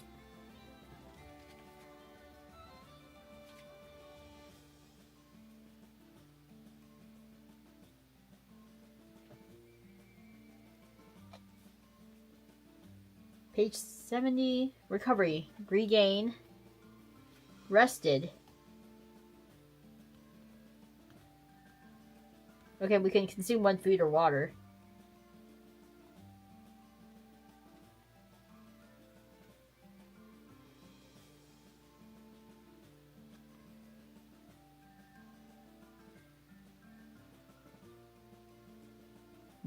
Okay, so we need to do the night phase now. Let me go to the book. Night phase.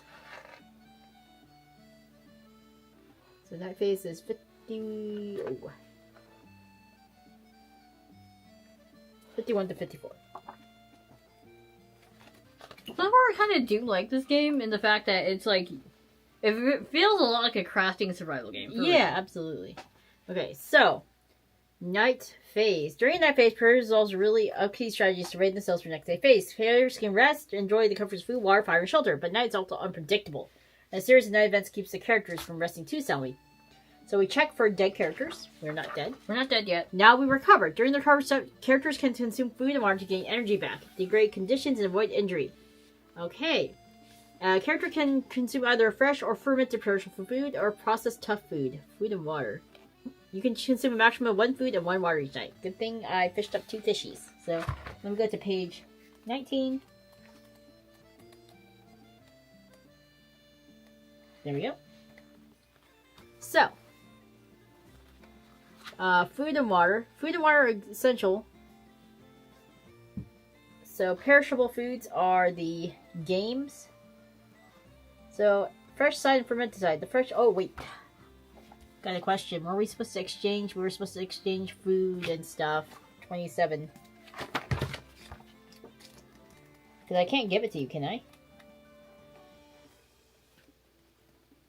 We should have exchanged. Oh, I guess I'm dying. Yeah. Oh, you have a mushroom. You'll be I'm a okay. mushroom, yes, but I don't have any water. We'll get you water next time. Hi Twins, this game looks a cute game. It's interesting. It's definitely like crafting survival. Okay. Came back with all this shit. Okay, so we can...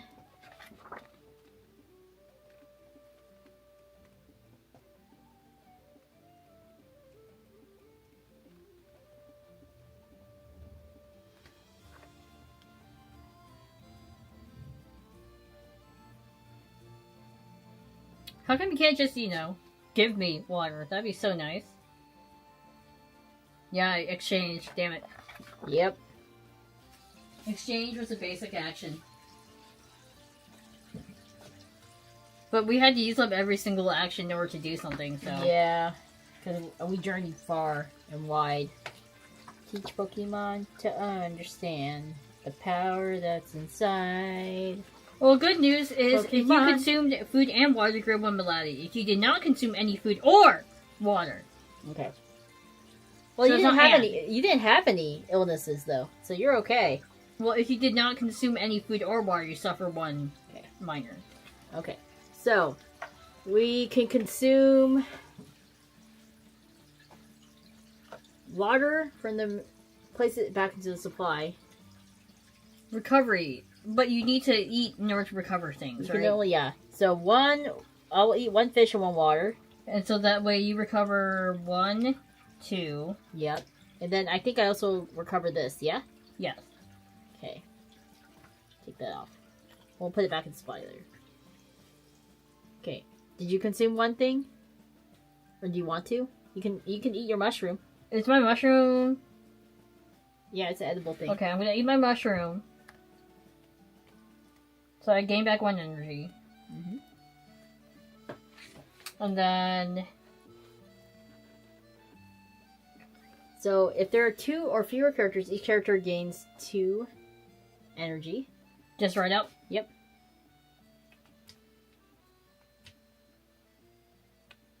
Okay, and then comforted if a hex has a...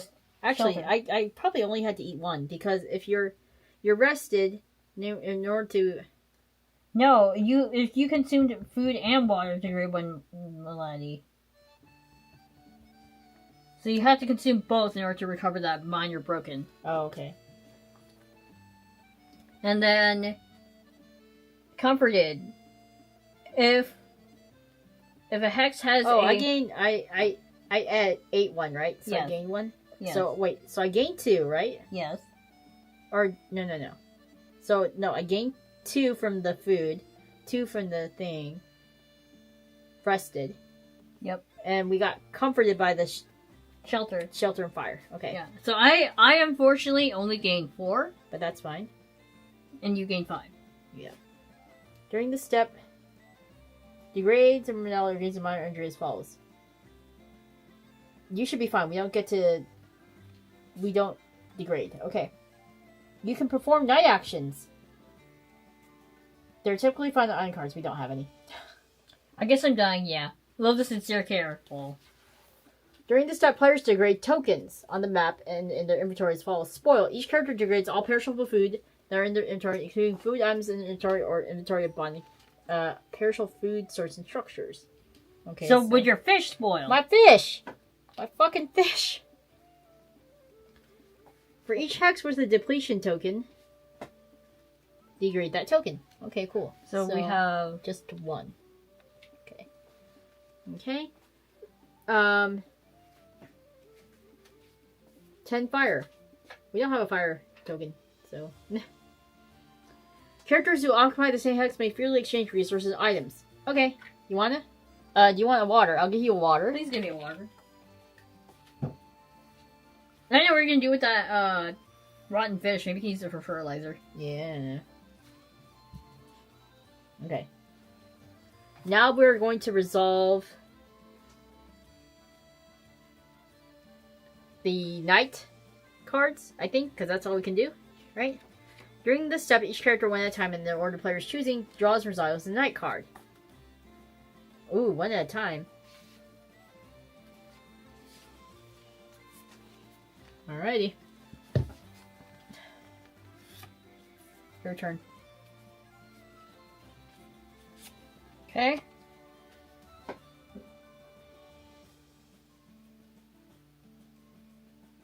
Ready? Mine says, resolve if there is a mystery token in adjacent hex. There's no mystery token, so we're safe. Otherwise, resolve Tranquil Night. So, that means, like, I don't think anything happens. Okay, unfortunately, I got Primal Vision. Oh. In your dream, you perceive the world through an ancient beast's mind. Oh. Like, kill and attack Yuna. Just kidding. Primal instincts begin to flood your mind. Choose one and resolve it. So, I can either embrace the Primal Mind, if no behemoth mark is on the Primal Cave wall, go to 594. Turn to outcome 594 in the codex and read it. Otherwise, gain 2 buff to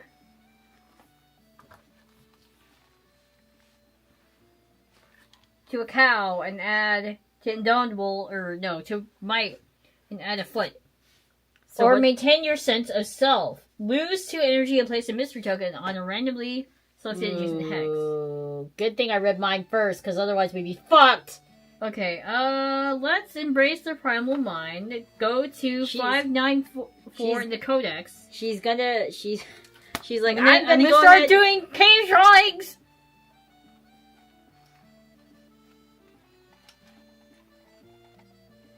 With your mind's eye, you see a spreading canopy of trees from above. Are you atop a vast mountain? The world lurches forward, and the thunder of your footfall shakes the canopy. You have taken the form of a beast of unthinkable scale, striding across the landscape in pursuit of primordial instincts. The trees scatter like leaves as you stomp through the forest. You awaken covered in sweat, a dreadful certainty lingering in your mind. Somewhere, at some great distance, this beast treads forward with purpose. Choose one and resolve it. Reach out for the unfamiliar mind. You can do that. Or you can seek knowledge of this behemoth. Oh god. So if there is at least one behemoth without its mark on the primal cave wall, randomly select one of those behemoths. Nope. We don't have that. Mm-hmm. So seek knowledge of the behemoth. I think we have to seek knowledge. So we will. You could spend the mystery tokens, or we can add 2? a footprint, bump it up by 1. Yep. Is it 2 footprints or 1? 1 or 2, or wait, what's the icon? The foot. 2, yeah. So it would be 2. Yep. To choose a behemoth with an active lair. Oh my god! In the valley. Shuffle the secret cards. Wait, what? We don't have a behemoth.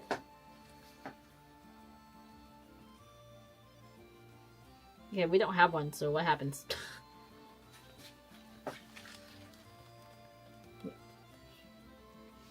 So are we just like aggroing everything? We're like, hey. Yuki's getting some weird dreams. Here's a behemoth with an active lair in the valley. We don't have anything active. So do we just ignore it? Yeah. Okay. Behemoth secrets on rulebook page 81. Go to rulebook page 81.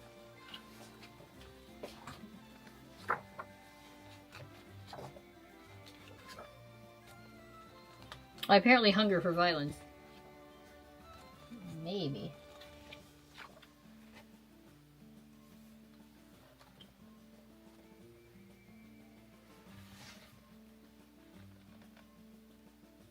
Each behemoth has a number of secrets that characters can reveal and use to their advantage during play. A secret might be a weapon that can harm it, or a clue about how to pacify or alter its mirror. Behemoth secrets are represented by secret cards. Oh, so this is like Shadow of the Colossus, where they have the Colossi? A character can study a behemoth to learn more about it, and including its secrets. To study a behemoth, character must spend 3 lore. Oh, well, in the hex. So we would have to buff it by 3. So you could study it. But we don't have a behemoth at all. Nope. So I'm gonna have to maintain my sense of self. Okay. So what does that do? I spend 2 energy, Yeah? and then I place a mystery token somewhere on the hex. Let's do the hex we didn't explore. Here you go. And what does the mystery token look like? I didn't, hold on.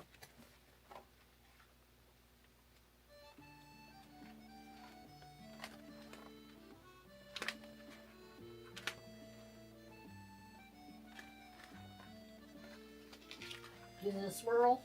Yeah, it's a swirl.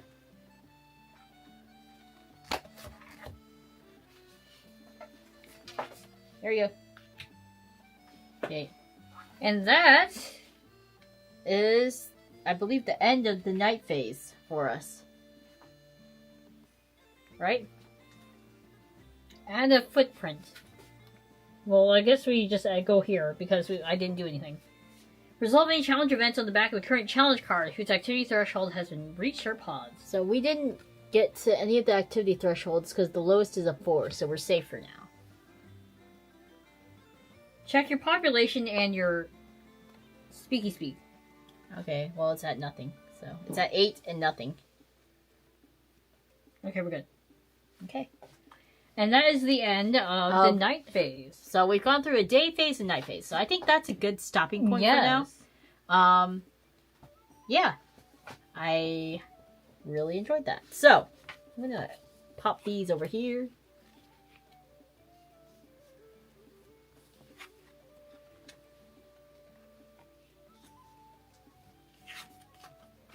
Sorry, Alicia's pretty stinky one. Yep. Ooh. Yuki! Yuna! Present for you! No! That's pretty stinky, man. Ah. Yuki farted, and it was a bad fart. Ah. I just want to let you guys know. Okay, anyways, I think that's a good starting point. We did one day phase, night phase. We kind of get the idea. There's events. It kind of reminds me of Vantage, right? Except this one's definitely more like fighty-fighty. Yeah, more fighty-fighty. And less like trying to resolve issues. Yes. And you're actively cooperating with each other. Unlike Vantage, you're kind of by yourself and you're hoping to meet up at some point. Yeah. I do like the fact that you start off with each other and you have to work together. Yeah. And then, ooh, this does give me Colossus vibes. It's so cool. Shadow of the Colossus, yeah. Mm-hmm. So that is Stonesaga. So I don't think we got to mine, but apparently when you mine, it's really cool. So anyways, let's head back to the item shop. Okay.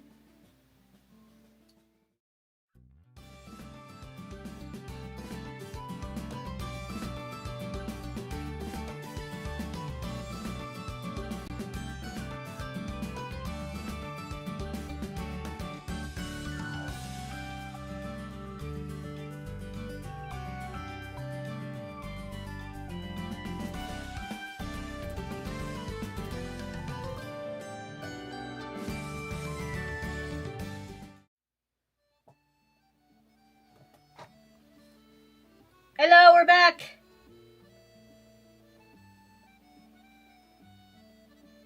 Alright, we're back. Mm-hmm. Anyways, quest objectives. We actually did cooperate with each other. Good job. And I don't know what the final tally was. Who would yell at each other first? Who won that one? Chocoman, let me know. But in the meantime, let's talk about Stonesaga. First of all, I really like this. Like I said, it reminds me of Vantage. Chuckman mentioned that it reminds them of Pray for the Gods, in that it's a survival crafter with Shadow of the Colossus. That's really cool. Is Pray for the Gods a board game or is it a video game? Because Shadow of the Colossus is a video game. Shadow of the Colossus is a video game. And, which I've always loved Shadow of the Colossus. I think it's really cool. That first boss music is so iconic. 39 for Yuki, 27 for Yuna, 33 for us. Frame's a video game. Ah, nice. So, unfortunately, we didn't really get to see what the behemoth looks like. Which, I mean, if we were faster, we'd probably be able to see it. And we haven't discovered it yet. So, I'm guessing the behemoth, honestly, I'm just thinking that it might be this big bad. Yeah. The big bad colossi that we saw. Mm-hmm. Anyways, what did you like about the game? What did you dislike? I liked how cooperative it was. And it does encourage, like, exploring. But I think the one thing is, like, I could see it being difficult with 2 players. Mm-hmm. I feel like more players is more beneficial. Because you can multiple harvest. Yes, but that also means that you deplete the stuff a lot faster and you have a higher chance of bad shit happening. And also, you have to build more shelter. Yeah. Because thankfully, I was able to build a shelter for both of us in one turn. Yeah, but you also had to have enough caves for the shelter, too. What do you mean caves? Because if you don't have caves on the map on your hex, you can't build a shelter. Oh, because like you can only build a 2-person shelter in one turn. Yes. Max. So, and you had to also forage and get more stuff, too. So I'm really happy that we were able to trade at night, because I was like, ugh. Then I'll have to use the trade action. But I like the day phase, night phase. I also, I like how they use the resources and things like that. I do like it a lot. I also like the fact that they perish and stuff, so it's like very realistic. Yeah. It's a pain in the butt, yes, but, you know, it encourages you to actually use it and not hoard it. Yeah. And also, I think the event system is interesting because you actively paint on the cave walls and stuff and leave your legacy. Yeah. So I'm assuming in future generations, if you had that sign, right? Yeah. You would benefit from that. Yeah, yeah. So, and because it's a multi-generational game, it's building and building and building. Yeah. So each time you play, it's gonna get better, even if you have a character that dies. Yes. Because they said that you're probably gonna die, right? Yeah, you're probably gonna die at some point. But you can keep going. Yeah. Like I said, I'm not kidding when they said they give you a lot of character cards. You do not have to worry for a hot second. Alright.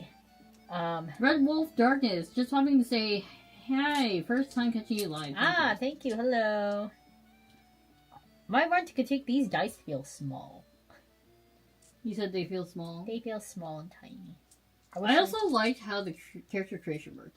I like the character creation. I just like the board setup. The board just setup is really unique, right? Yeah, and I like the fact that you have a space for loot, and you can the cutout is made so that we don't lose the tokens. Yeah.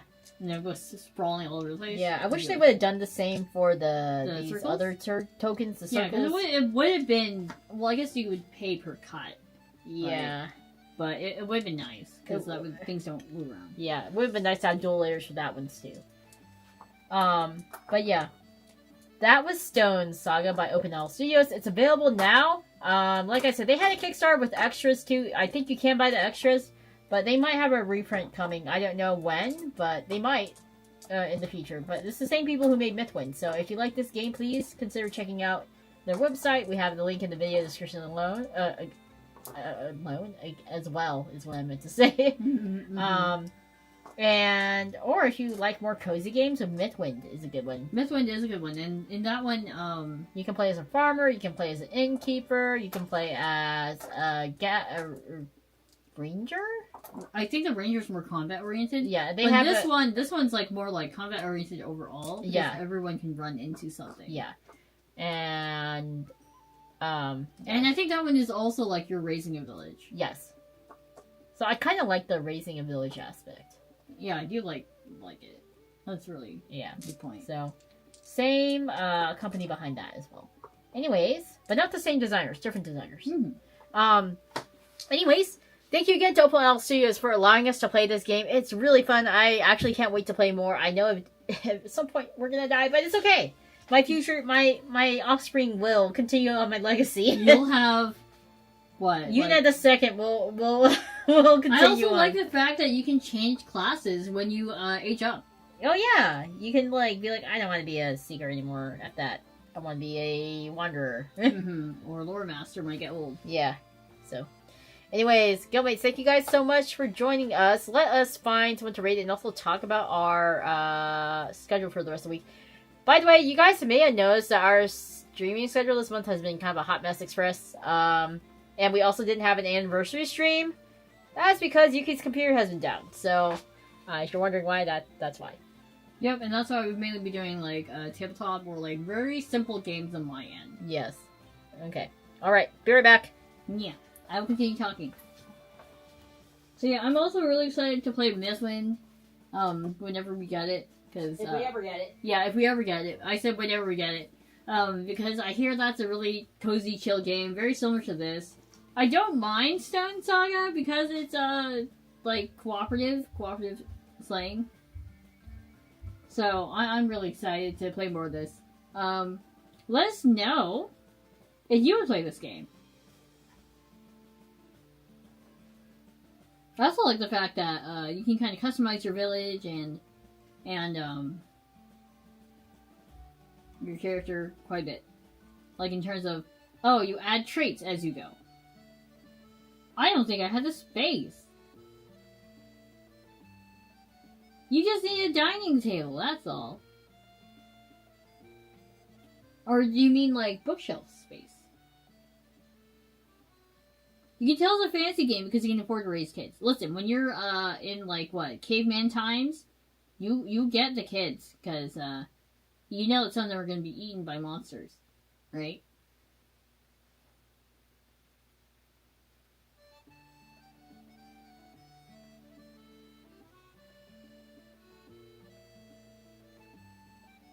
Tomorrow we're gonna be playing another board game. It's gonna be Misfit Heroes by Alderac Entertainment Group.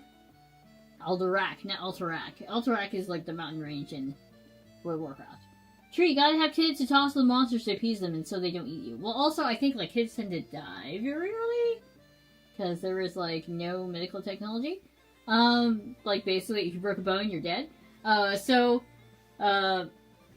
And then I think Friday we're also doing things. Friday we're also going to be playing games. I think it's Harvestella on Friday. Let me double check.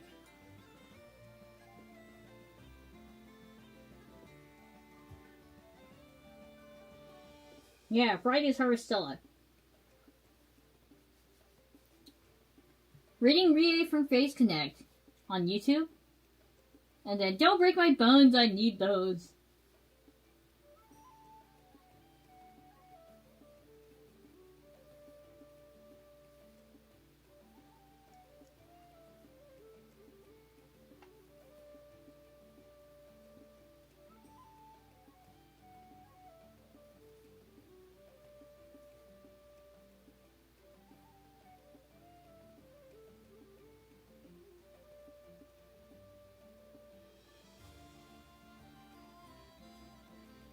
And we're rating, Mochi! We're rating Mochi on Twitch.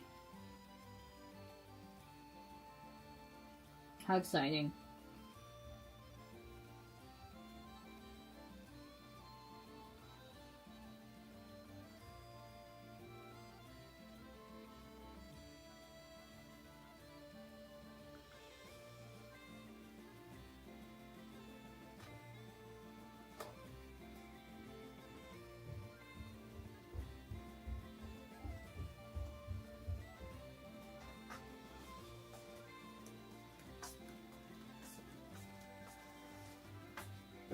Okay, hello, Yib.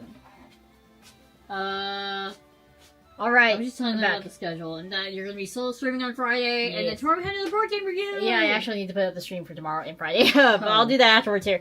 Anyways, we're rating Mochi on Twitch, and who did I say? Rie on YouTube. Again, thank you to OpenL Studios. Be sure to check them out if you're interested in this game. They also have the upgrades on their store too, if you like shiny things. Alright, are you ready? Yep. Ready? We can do quest complete, right? Yeah, quest complete! Okay, well, let me, I want to navigate to the correct slide here. Okay. Ready? Yeah. 3, 2, 1. Quest complete! Thank you guys! Also, thank you to Assassin Karma for the 5 gifted. Thank you so much. Bye-bye. And also, thank you to OpenL Studios for the game. Thank you. Yes. Bye-bye. Bye-bye. Don't freeze.